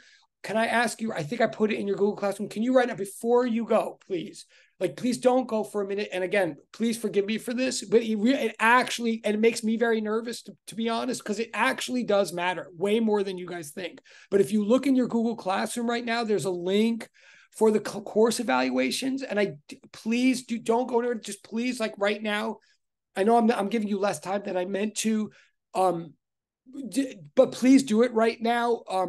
I will never see who you are, your grades. I'll never know who you are that did it. I promise. I'm on all the committees that run this thing. believe me, it matters more than you think. It matters so much that, as I say, it makes me nervous. But can you please go and raise your hand if you found it? There's a link in your Google Classroom. I technically made it homework, but it's not homework. I'm not giving you a grade on it or anything. I just made it so you can find the link. And could you please right now, we still have 5 minutes. Can you please go and do the course? Not go, but I mean, and just raise your hand once you have it and you are doing it, just so I know you're doing it. Raise your electronic hand. And then once you do it, of course, thank you. Okay, awesome. Thank you. I appreciate it.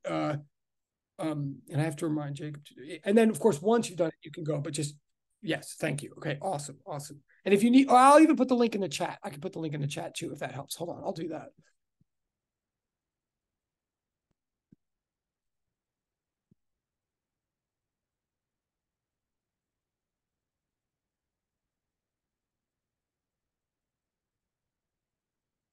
Oh, and I'm going to turn off the recording also, obviously. Hold on. Sorry, I'm turning off the recording.